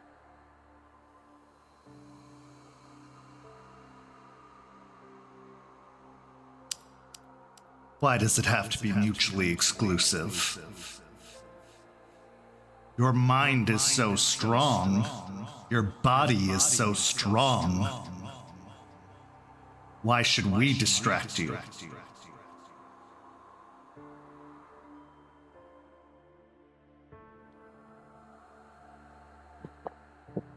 Guess not.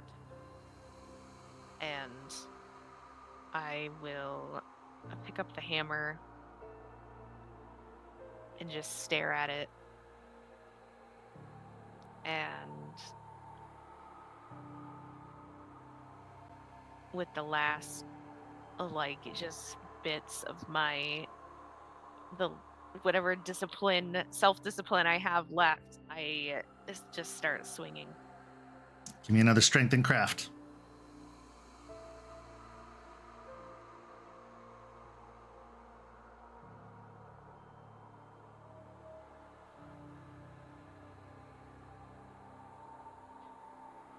Well, it's the moment we've all been waiting for. I got a brutal outcome. As you swing the hammer down, striking with such force and strength, the mold shatters.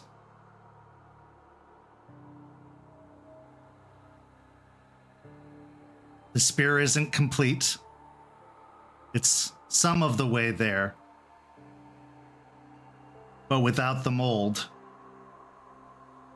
the job can't truly be finished.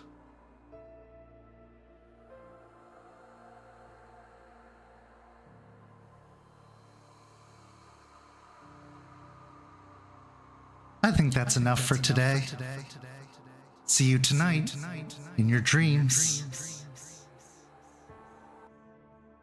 Congrats, you got what you wanted. Yay. You feel the goosebumps along your arms settle. You feel the hair on the back of your neck settle.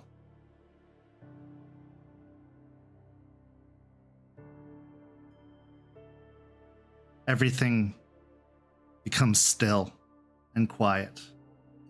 You can hear the flames licking at the wood nearby in the bonfire. You can hear crickets out in the trees.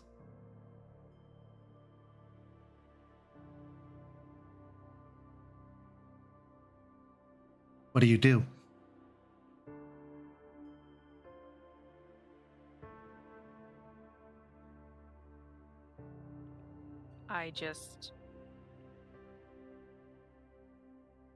I'm just standing there, staring down at the shattered mold, holding the unfinished weapon in my hand, the hammer in the other, and I'm just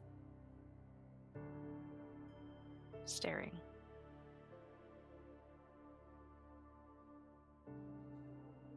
As you hold the pieces,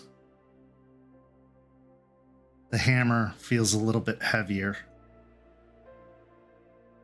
The spear feels a little bit colder.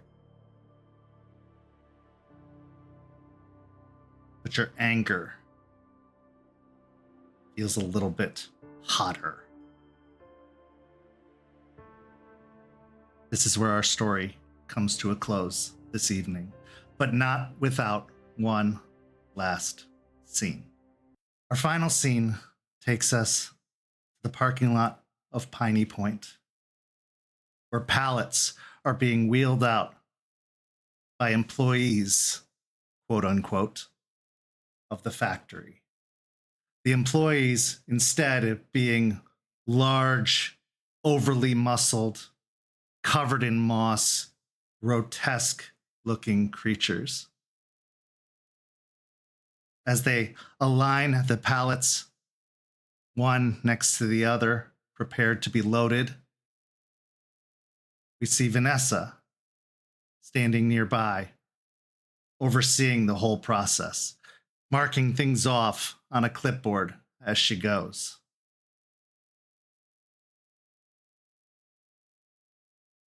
The noise of the work is suddenly broken.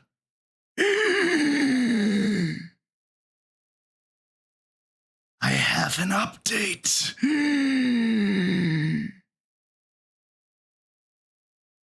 Oh? And what's that?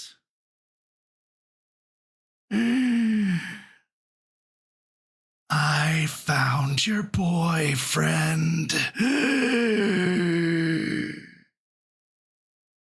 And he might be coming to see you. Very, very soon. I look forward to the reunion. I've got a gift for him. And that's where the scene comes to a close. Thank you so much to these amazing players. Thank you to everybody watching at home. Go follow St. Pete by Night on all of the social media and links down below. And come join our community by following that Discord link. We'll be back with another episode of Rage Across Tampa over on Twitch on Tuesday. And back next week with another episode of Hounds right here on YouTube. Thank you so much for watching. Have a lovely night.